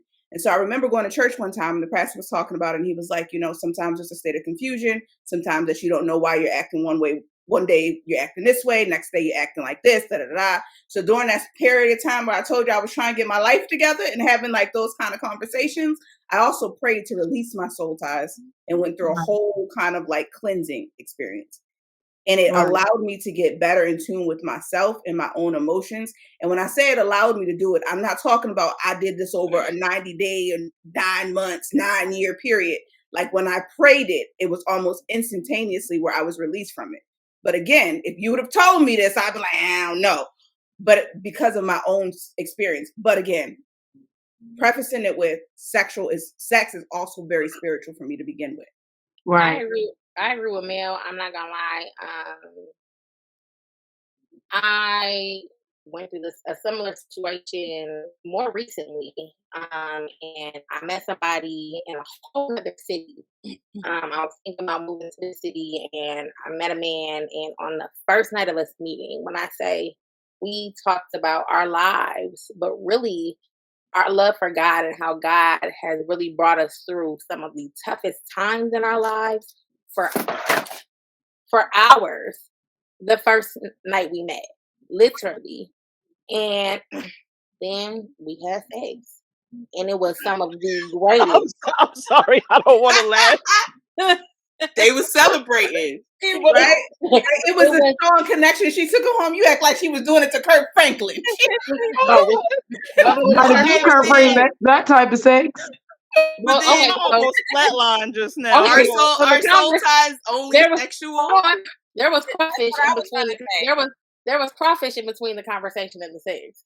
So it wasn't like. But right our soul ties like, only sexual? No. Then couldn't you have a soul tie with anybody? No. Yeah. I'm basing mine off of what Mel just said. Ours definitely came from a spiritual aspect first. That's a spiritual tie. And then no. Then when we laid in bed and we experienced the love that we experienced between the two of us, I will say, and it wasn't just one-sided. It's not just me, because literally, we dated for 2 years. Me coming to the city, and it got really toxic because I can be somewhat of an aggressive girl, and I am very protective over my man. And you live in this city, and all of these people know you because he's well known in his city, and all of these girls, it's just like Mike. And when I'm in town, it's like you don't see me every day. So even though we outside, you should be Heisman and all these girls. Like no, and so that wasn't the case. I can get aggressive, especially if there's some liquor in the situation. Like, what's your problem? And so there's been many toxic times between us where we was like, we need to be done. That doesn't sound like soul tie to me. That just sounds like he'll call me soul ties. So, but here, it's a relationship. Hold on. I need a minute. It's a relationship at the end of the day, and the relationship was partly because of everything that we discussed and talked about when we were getting to know each other, but specifically when we laid down in bed with each other and we decided to have sex with each other. It literally was like we literally tied our spirits together, and it was super hard to break. It got to a point where I was like, look, I had to talk to God and say, Lord, please remove this man from me. Please remove this soul tie, because I just knew we was going to be together forever, and I love this man, and he loved me too. And I know that he probably had to do the same thing, because I could be like, oh, I'm coming to town, and I'm not messing with you at all because I got other people out here, and you beat down my line. You finding me. Like, you like, oh, no. Like, I know she going to be at our spot. Like, because we frequent the same spots when I'm in town. I know she going to be there. What's up? How you doing? And then it's easy. We just melt back into each other. Because of that soul tie, I don't think it had anything to do with probably our toxicity too. But I'm just saying, we've all been in some toxic shit before. Yeah. Yep. And I'm not saying it was a soul tie. It was definitely a toxic soul tie, but it was a soul tie nonetheless. But I think we throw terms around and we really don't know what they mean. And we just regurgitate stuff. Soul tie, without any type of awareness of what we're actually saying. So when you talk about the spirit and the soul are not synonymous, people use it synonymous, but we are spirits. We possess a soul, which is our mind, our will, and our emotions. That's where your mind, will, and emotions are housed in your soul, which means it's more of a mental thing. It's more of the time you spend meditating, thinking about, rehearsing, imagining that builds a connection more than it actually is the physical act of having sex. You can have a soul tie with an idea. You can have a soul tie with a business. You can have a soul tie with a business partner. You can have a soul tie with a friendship. You can have a soul. It's not just, we just say it's a sexual thing. But the soul is about your mental. It's about the stories that you rehearse over and over and over. And when you tell yourself a story in your mind over and over and over, it creates a belief. And when you create that belief, it creates a connection. But it's not limited to sexual intercourse. Yes, it happens in sex, but it's about the stories we tell connected to that person, not just the act itself. And so it's like, oh, I had sex, I have a soul tie. Not necessarily, not if there isn't a story associated with that experience. So when you associate a storyline with an experience, you create a bond and you create the tie from the rehearsing of the storyline. That's what's housed in your soul. That's what the connection is. But it's not limited to sex. And it's not just because you had sex with somebody, you have a soul tie. That's just not, that's spiritually, even from a spiritual standpoint, incorrect because it's not supported. And then people talk about soul ties as a spiritual thing and have no evidence. Where is that? Take me to the soul tie scripture that you're standing on. You don't have a scripture. You don't have a basis for that ideology. You just heard somebody say it. You took it on and then you're just going on, I got a soul tie. But then now, because you believe you have a soul tie, you've created the tie through your belief. But it's not just because I had sex, I have a tie. You believe that we have this. You started your story, just to use you as an example, not to make an example out of you, but just to use your story as an example. We had this fabulous connection and we talked for hours. That's the tie, the story you associate with. Yeah, no, I wasn't saying the sex was, because I don't have sex with other people and I But have no soul tie to them. Wouldn't know them if I seen them and wouldn't dare claim them. But I wasn't saying that the sex is what tied us together. I was saying that was specifically for me, because like I said, I've had sex with another person before, and I don't think that we tied at all. Yeah. I've had woke up in the morning and said, I'm never doing this again. I don't have to see you ever again. So this situation was just very different because of everything that led up to that. Because how we even met just by coincidence. Like everything that led up to that, to us laying down together, is really what tied me to this man. Honestly, because I had never met a man who was so open with a person he never even met before, heard of, to speak so highly about his love for God. Like that for me was like, oh my God, this man really, like, he knows him, he knows God, and I want to know more about him because of how he's speaking so highly of the God that I love so much. So that is where I wasn't saying like it came from the bedroom. I just said that definitely justified ideology that's out there. You didn't say that, but I'm just saying a lot of people say that. So what is it, Toya, when you have that spiritual, when I say spiritual, let me define spiritual, right? Not just a matter of, I can't break this position from this person, meaning like you have their emotions. They don't have to be anywhere near you. You physically feel what it is that they feel, right? Or you have laid down with them and then all of a sudden your mood has changed, right? That transfer of energy where you are now embodying that person. Yeah. I think that's part of our natural power. We can do that at any moment. We just don't know that we can.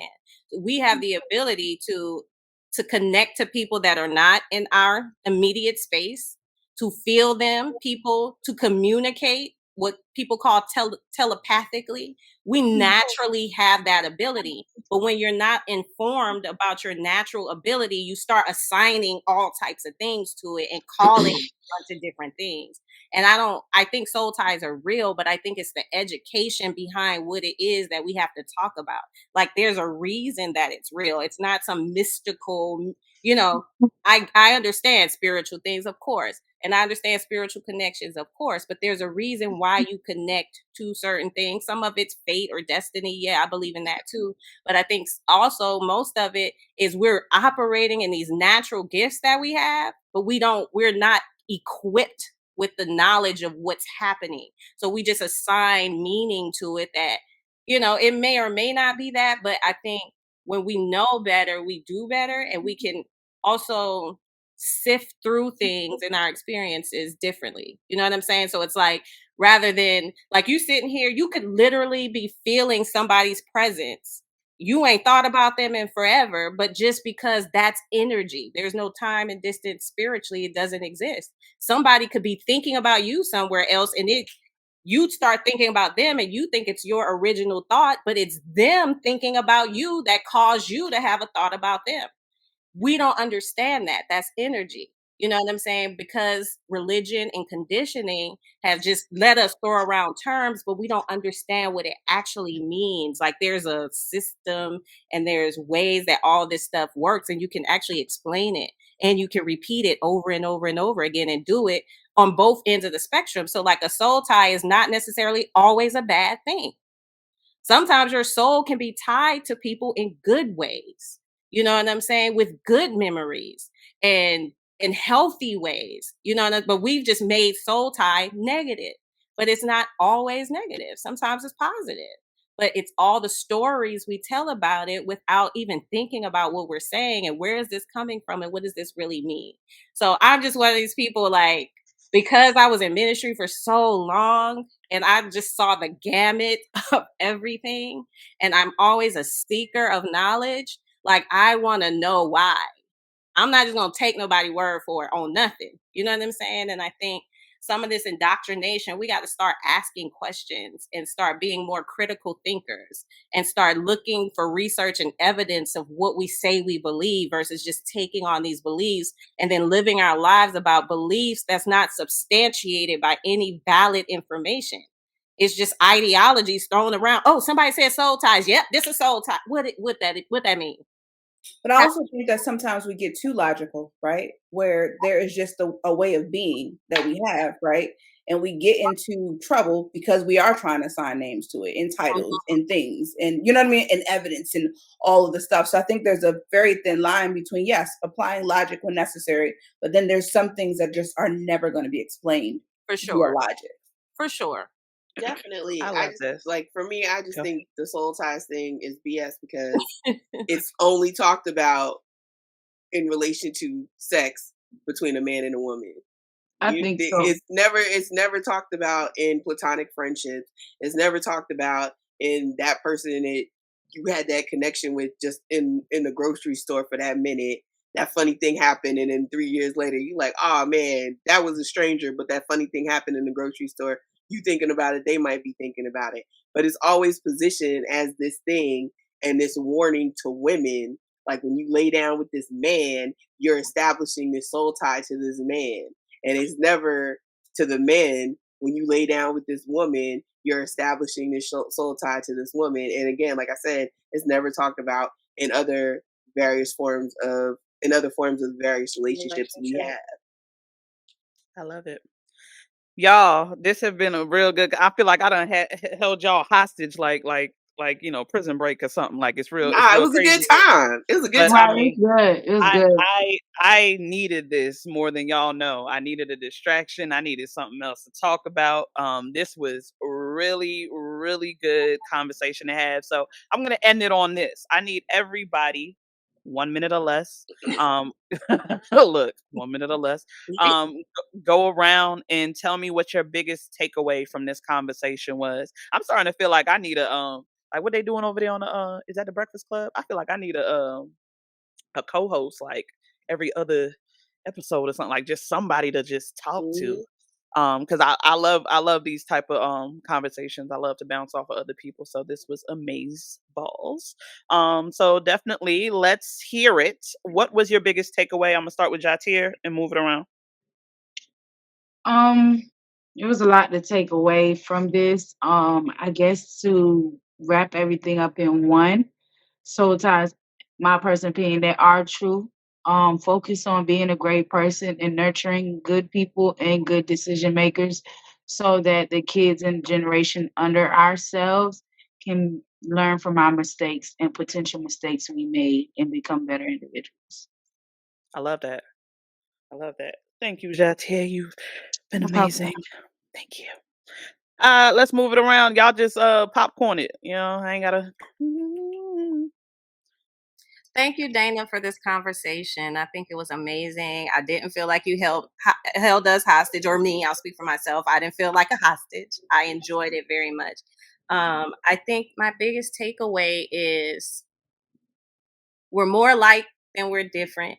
You know what I'm saying? And that all of us are still trying to figure it out.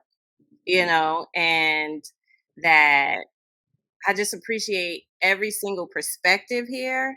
You know, that it was all just different enough to add some color to the landscape and to take away. I wish you gave me a minute. I don't know if I had time to go to every person what I took away from them, but I want to. Maybe I'll put it in the chat because I feel like I just want everybody to know we all have something so special to offer, something so special to give. This was so beautiful. Women sharing, nobody's weird. It wasn't any weird vibes or energy. And I think that alone is so beautiful. And the fact that we could talk about a trending current topic, but then bring it to some type of groundedness without just talking around it and, so I don't know if that answered your question. I have so much more to say. I'm gonna put it in the chat and tell you what I learned from each person.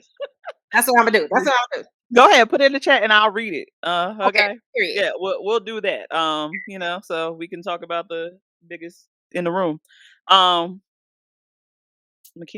I took away a lot.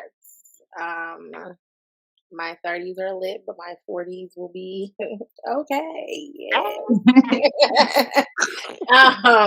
But now on a serious note, like that, I clearly wasn't the only person who wasn't able to have the tough conversation growing up, and I've been working towards being that person that my nieces, because I don't have any children, can come to, and just when I do have children, to make sure that I open up that door to my daughter, like that she knows that one, I'm not here to judge, I'm here to listen, but two, I'm also here to help you navigate those feelings and what you're feeling. I love that. I just read Toya's comment. Thank you. Oh God, Lord, It's let me go ahead because the people out there in the world that can't see nothing back here, they probably want to hear this. So in between each person's comments, I'm gonna go back. But yeah, now this said, there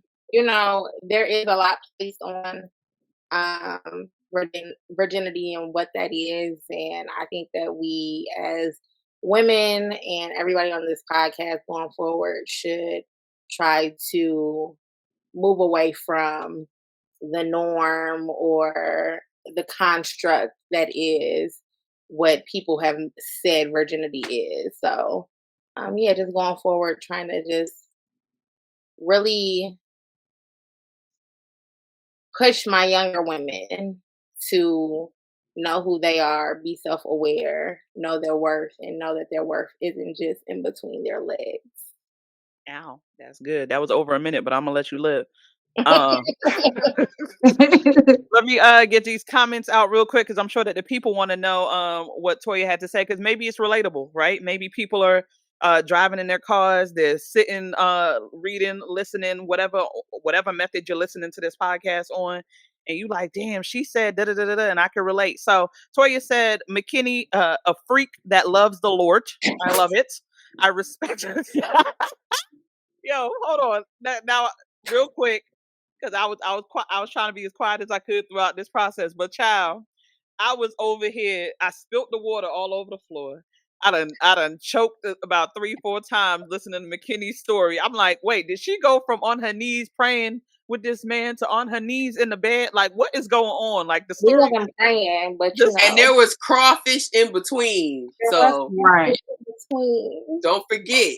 I was crying, like literally, but the story was good because it definitely tied in to exactly what I was asking. Toya also said that she respects your freedom, liberty, and self-awareness. I love it. Thank you. Toya said, Cristal with the I. I think you stole my notes. LOL. I agree with it all. I love your confidence in your thoughts. It's beautiful. Yes, I love it. So shifting on over to Marlene, what was your takeaway? Even though I know you was over there absorbing, because we ain't really hear from Marlene as much. Marlene be talking. I don't know why Marlene be playing. Okay. So Marlene, tell me what your takeaways was, because I know that you absorbed a little something. So I took away a lot. Pretty much everyone gave me clarity. That's what it was, clarity. For most don't know that I'm a lesbian. So it's been a while since I've been with a man and in a relationship with a man. So like just hearing everybody's perspective coming from a man, it just took me back to, okay, that's the things I did wrong, or those are some things I need to change in my life right now. It also gave me confirmation that I'm doing the right thing with my nonprofit for young girls, because every last one of you women spoke something that our young girls need to hear, which I do with the young babies. And no matter what lifestyle you live and where you come from, everybody had a different story, and everyone had the vision that I always talk to these young girls about. So I just took away, like, I ain't been with a man in a long time, over 15, 20 years, but I got what you all were saying and I tried to apply it to my life. That's probably why I was quiet, because I try to walk into a room being myself, and some people are kind of like leery on the same gender loving community. So I was just trying to listen and trying to relate more, because it's been a while since I've been with a man, but women ain't no different. So I really took I really took a lot away, and it just gave me affirmation that I'm on the right page and I'm doing the right thing for what the God has called me to do, regardless of my lifestyle. God still has called me to do a lot of things. And with the young girls, like I said, everything that you guys spoke about is what I speak to them with my nonprofit organization. So I think it was just clarity for me. I'm mad at you. I'm mad at you. I'm gonna tell you why I'm mad at you, and I'm gonna tell all the people. So for everybody that's listening to the ReCrown You podcast right now, on whatever day this is that you're listening to it on, I'm mad at Marlene, and I'm mad at Marlene because that perspective would have been really, really good to dive a little bit deeper in. Baby, I love them all, baby. I love them all. And I will respect y'all pronouns too, or whatever it is. I am that person. Okay. So I would have loved to dive in, but that's okay, because I'm gonna just take you back again. That's and fine. we're gonna run this back on another next episode. On another episode. Part two. Exactly. Because Part 2. part 2 is gonna be lit, because I'll be, insane mind, insane body that day. But I need more of that, and I think there are people that can truly relate to that information. And even if you're somebody that hasn't been with a man in teen years or whatever you have at one point because you had a kid, or you got somebody that probably never been with a man at all, right? Like there's two different perspectives, and I know them all. So that's going to be a really good conversation. I'm going to put out a post for that. Thank you, Marlene. Right. Marlene, Toya said, Marlene, California love. I love the fact that you own your agency. And even at 19, you knew what you wanted, made your own choices, and are able to live with your decisions. Not many of us can say that. That's good. At Mel, look, I'm saying this like I'm reading Instagram. Right. At Mel, thank you for affirming me in the way you spoke about aging. It gave me hope for my future, and that the best is yet to come. Also, thank you for speaking on soul ties. That was a vital point in this conversation. I love the fact that there was all the different perspectives, and it's always interesting to me whenever, and this has nothing to do with y'all ages or nothing, but I realize that I attract or are around a lot of women that are older than me, which kind of probably ties back to why a lot of people say I feel older to them than I am. Because I take a lot of wisdom from a lot of people. I'm only about to be 35 in December, right? Oh, so you it's are? like, I just turned 34. Look at you. Well, you got happy just now. You thought you had a friend. Like, no.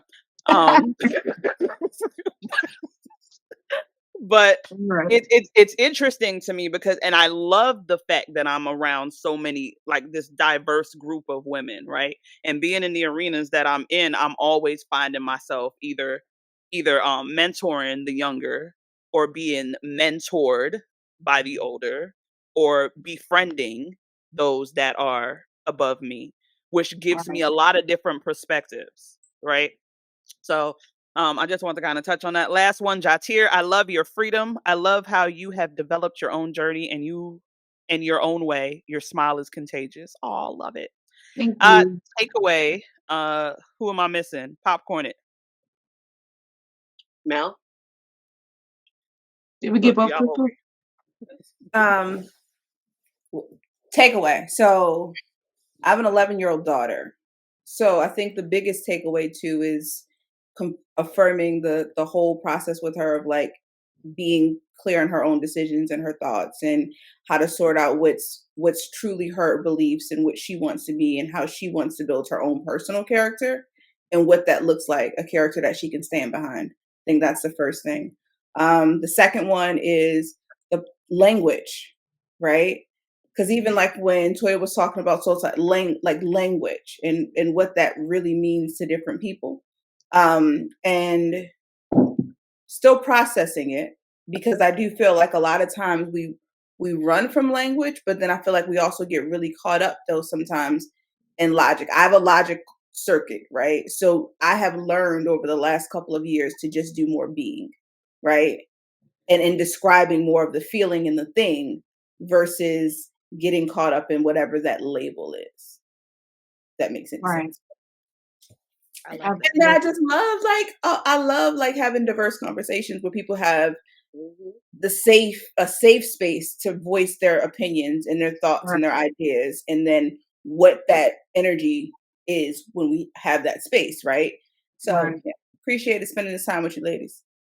Yeah, I love that. And that's kind of the reason why I loved when people got on there. It was like, I don't agree with you or whatever it is. I'm like, oh, okay, bet. let's talk about this, right? Because this is gonna be good. Cristal. Oh, my takeaway was don't be afraid to ask why.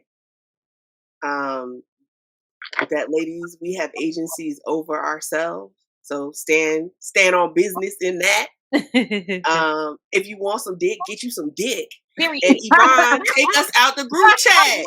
Say it again for the Christians in the back. If you want some dick, take us out the dick. Get you some dick. And Yvonne, please just take me out the group chat. If you can leave, if the rest of the ladies want to be in it, fine. But stop telling me that you ain't had none, because I don't know how to help you. What you say? Just go ahead and go get it. Go get it, girl. I don't know. Oh my Lord! I don't know how to help you, Yvonne, because if it's because barring assault and barring a bad person, baby, it's fun. It's fun. Go get you some, girl. Yo, you got me over here looking like that damn melting emoji, bro. Right. There's a few group chats I would like to be taken out of. That might be one. I know Krishan and Blueface is another. Baby, that. Will and Jada is another. No, cancel my service. See, I want to be in the Will and Jada one. I want to be in the one because it's a lot of money and it's a lot of mess. So I want to stay in that one. Good. It's been messy. Jada just started talking about it, but it's been the Lori Harvey group chat. Take me out of that one. No, keep me in. No, I'm taking Lori Harvey don't be having us in the group chat. You gotta take us in Lori group chat. Exactly, that be group chat. The Lori Harvey group chat. Lori don't say a word. That ain't invited to the real party. You don't even know what Lori Harvey's voice sounds like.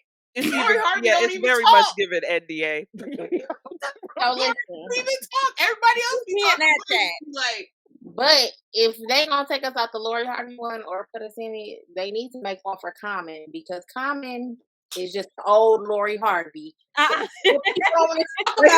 want to be out of all the relationship group chats. I feel like it's just gone and just permanently filter me out of all of the relationship. It's giving another episode because why Common can't keep a woman? Why Common always out here laying it low and spreading it wide, and don't nobody say nothing about Common? And he running through all the good black ones, just like they say Lori running through all the good black men. Now definitely listen, outside. Camiano. Oh, he should know better. Common definitely be outside. There's a couple of them that be outside though. But Nick Cannon. We got all the smoke for Nick Cannon, baby mamas, but we ain't got none of the smoke for Nick Cannon making 17 children in a year. But Mel, I do agree. I made a status the other day that said middle class and low class folks need to stay out of rich people business because Lord, listen, y'all might need good, rich, wealthy people business. And it really had to do with Will and Jada, because they both have been telling their story. Will is just more subtle with it. He put it in his book and he didn't speak much about it. But Jada did the same thing. She's just loud with it. She just loud. Here's the thing. To quote the 40-year version, Will kept his bitches on a leash. Also, Jada wasn't loud. That was August. We didn't know nothing till August piped up. Okay, I'll give you that. But then it was like once he opened the door, she just couldn't shut up. They wouldn't leave her alone. Right. Did any of y'all see the interview with his first wife? When his first wife said that she had to make him get a divorce at the red table. She talks about this all the time when she shares a story that she no longer wanted to be in the marriage. And Will is a terrorist. And Will said he kept cheating on Jada until she agreed to an open marriage. Yeah, he doesn't do divorce. Believe it. That's why I don't think Jada ever has been really the issue. It's just Jada is talking, so everybody wants to pinpoint Jada. But I'm like, y'all in these rich people business, and Will been doing him too. Like, that's why we should just mind ours, because I'm trying to mind their business, but meanwhile over here I'm living in this one bedroom. See, that's why I'm trying to mind their business, because I don't want to think about mine. Mine be bringing me down sometimes. I need to mind mine so I can get to where they are. That's just. I like to judge. I ain't gonna lie about it. I like to judge. I like to be like, "Oh, you messy." Oh no, I want people. I'm trying to be the person who business they talking about, because at the end of the day, I'm never gonna care.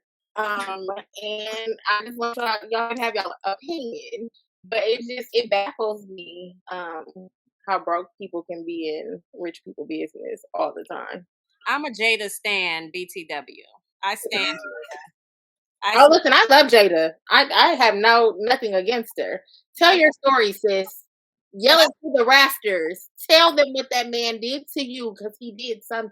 Because I think it's like, we always think like, you're married to Will Smith. What could you possibly complain about? Like, exactly. We treat women like that. Like, so if she's saying, I'm not happy, or our marriage was over, she's just telling her story. But we feel like Will Smith is this icon. Who is she? But it's like, she was her before she met him. That's why he married her. Very much her. She was very much her. You know what I mean? Girl. It's like, I hate that they be trying to keep women from telling their story so as not shame the man or to protect his ego. And it's like, she just telling her side of the story, what she did. Literally be like, what you mean you wanted to leave because he snatched you down the stairs? Did you hear the last part you said? Right. Did you hear the last part that you said? Like, what you mean you wanted to leave because he slept with 20 other women? Did you hear? Right. Because even in their red table talk, Will says, I was done with you. We were done. And people were like, Jada cheated. Right over it. I was done with you. We were done. Jada cheated. Will was crying. She took advantage of all this. Right. Where even Beyonce, when she told her story, Lemonade, everybody's like not believing it until Jay-Z dropped 444. Oh, he really did. Yeah, you thought she made that. You thought. Everybody, you should have known. Hold on now. This a whole nother episode. Y'all done took off. You said you was gonna rap 40 minutes ago. Right, y'all done took off. Y'all took off. It's so good though. The vibe is so good. I'm saying the vibe is good. I'm feeling like we're gonna have to run this little group back. Because y'all definitely gave me a little vibe here, and y'all just already came up with the next topic, right? Validating women, okay? Like, right. Also, I need you to do the conversation. I don't know if you saw the post. It wasn't the Shade Room that posted. It was like Poetic Style, maybe. But they posted this girl. She was, you know how people stop people on the street and just be asking them random questions. This guy asked this girl, if your man proposed with a $50 ring, would you say yes? And so my little comment, it didn't do numbers like yours. They got like 800 likes, but don't do that. it got like 800. But people was liking it because I was like, my mom and dad got married with a $25 ring, and they've been married for 42 years, together for 44. And some girl on there was like, "Oh, she's a pick me. Y'all be so thirsty for the ring. No, you're so thirsty for the money, and that's why you're still single. You're missing the point that ring means nothing." So I think we should have a conversation about that. Not that the ring means nothing, but the price of that thing. Has nothing to do. A whole other conversation. That's how the man values his commitment to you. And I said, it's women with 10 carats on their finger getting cheated on daily. So if that's the case, I'm confused. So I think that should be a topic as well, because baby, I don't know nothing about what my engagement ring costs. People used to try to, did you get it appraised? I'm not that person. I'm not that girl. Right. I literally told my husband, when you get me, like, because he was like, what do you want out of a ring? And I was like, the one that you don't have to pay for after we get married. That part. And we still able to buy a house. Like, that was like the criteria. We still need to be able to go put this down payment on this house. And I don't want you paying for it after we marry. So whatever that is. That's it. And I'm the person that had 2 different rings. I have an engagement ring, then I had a wedding ring. They're 2 different things. I don't want to know. I'm trying to appraisal the love, not the ring, sweetie. Like y'all, the ring tripping about the wrong stuff. Like, they really do. They really do. When it come down, you ain't thinking about a ring. When I got divorced, I ain't care about it. Take it all, everything. I don't want nothing, not a thing, not a crumb, not a towel, not a fork, not a spoon. I just want to be done, and I want to be gone, and none of it at the end of the day. You know what I'm saying? Like, that's not sustained. That's not what sustains a relationship. Right. Damn sure it don't matter when the marriage is marrying. Okay. That's right. And that just screams shark to me. Like, you know what I mean? Like, or blood in the water, not necessarily shark. When I hear people lay down all of it and they be like, yo, I should be able to say my preferences and all that other thing. I'm like, you must haven't really met some of these real good sharks in this water. Cause like you're bleeding out, and the only man that's really going to respond to that in that way is a shark. It's a shark. Well, I'm on my Whoopi Goldberg. I don't want nobody in my house, so ain't no ring price. We are rapping on Whoopi. We are rapping on Whoopi. Right, that's what y'all gonna go all night. This was so freaking good. Please let everybody know how to get in touch with you. I'm looking for look, I'm over here trying to fix my look. I'm looking for a what do you call that? I guess we'll call it a temporary. Nah, we're not gonna call it temporary. Rotating host, okay? Because I need this energy on every month. Well, it's what I do. It's what I do. That's what I'm saying. Like, I need this. This is what the ReCrown You podcast been missing. And everybody love me, but I feel like this gives me the energy I need to like really live full out in who I is. And who I am. I said who I is on purpose for that dude in the comment section. Under my comment on Shade Room that told me that I was ghetto. Y'all go ahead. Y'all it's go find the Shade Room. The Shade Room itself is the ghetto. That's what I'm saying. I said, oh, I'm sorry. Was I supposed to have like an intellectual conversation with the likes of you? The Shade Room is having you wanting to respond your mama. Listen, the Shade Room is the ghetto during the crack epidemic. So listen, why they playing with me? I said I had to go back in my bedroom and deliver myself from Jersey because Jersey was coming back. Right. And she was coming back hard. Your mother. I was about to That's my response. I'm done. If they tell me that she passed away, I apologize. But still, in that moment, your mother. I don't care. You old gorilla back and forth with everybody, just go ahead and real quick, where can people find you? Toya, let's go. I'm on Facebook, Toya Exnicious. It's hard to spell, but whatever. It's not hard to spell. It's actually pronounced exactly how it's spelled, but you wouldn't know. And on Instagram at TOYAEX, and on TikTok, I have no idea what my name is on TikTok. Toya X too, if I had to guess. I do be on there a little bit. And that's it. Yeah. Also, Hip Hop Cathedral on Instagram. Hip Hop Cathedral. You can follow that. We lit. We got some dope stuff coming up. So yeah. I love it. Makini, where can people find you? You can find me on Facebook, but don't. That's for family and friends. You can find me on Facebook, but don't. You can also find me on Instagram, Kissed, so KISSED by KINNY, Kimmy. And that's also my TikTok as well. If you come to the page, there's not going to be a lot of posts. Did a cleanse. And if you don't want to see me working out, don't come. That's just what it comes down to. Marlene.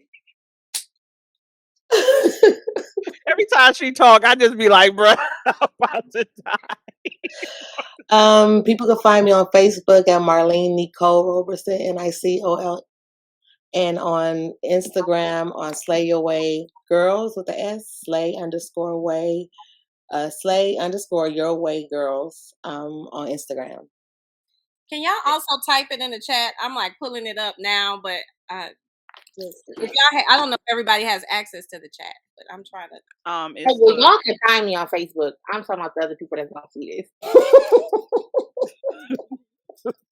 Yeah, we're definitely posting this on all podcast platforms. So okay, here we go. Thank you. Jahtier.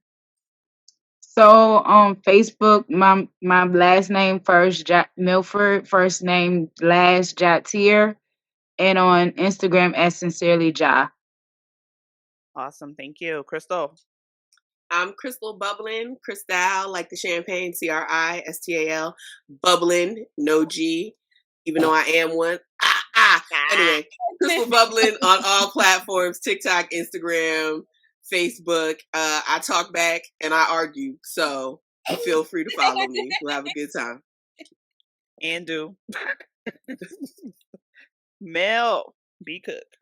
So I'm at Mel B. Cook everywhere, like Mel B. like the Spice Girls, COOK, Instagram and Facebook. You can also find me on Monday and Wednesday on Attic Underground Radio. I have a 1 p.m. Eastern Standard Time show called Midday Break with Mel B. Cook. And it's lit. Okay. Thank y'all ladies for tuning in today. Guys, it's your girl, Truly Inspired Martin. I am at It's trulyinspiredmartin.com. Everything for the podcast is also on my website. It's trulyinspiredmartin.com/ReCrown You or ReCrown You Podcast. Takes you to 2 different pages. One will take you to sign up to be on my list so that you can be a part of the baddies. We also got the other page that'll take you to all our recent episodes that are listed on the website. So you can stay connected all those ways. Y'all already know I'm Truly Inspired Martin on every platform. Wherever you find me, that's who I am, right? So we keeping it consistent or on brand. I hope that y'all enjoyed this conversation that we had today with these amazing ladies, and we definitely running back a part 2. We have to run back a part 2 because there's so much more girl talk to have, right? We definitely go through a lot of different things, and I think it's important to have those conversations. So I hope that you guys have enjoyed yourself. Look, I'm over here messing with buttons and stuff. I don't even know what buttons do what. This is my first time messing around on this platform for an actual recording. So look at this, jumping around. So y'all already know. We'll catch you on the next episode. This is the ReCrown You Podcast. Every Thursday morning, 7 a.m., a new episode drops. But, this is a little bonus for you. So depending on how many likes I get on these clips, on these little clips I drop, we might go ahead and drop it early. So y'all hold the power in your hands. So I love y'all. I hope that you guys enjoyed this conversation. Thank you. Y'all have been so great. I love this. We got to do it again. Yes. We will. Yes. So in the meantime, in between time, I'm gonna catch y'all next time. Everybody.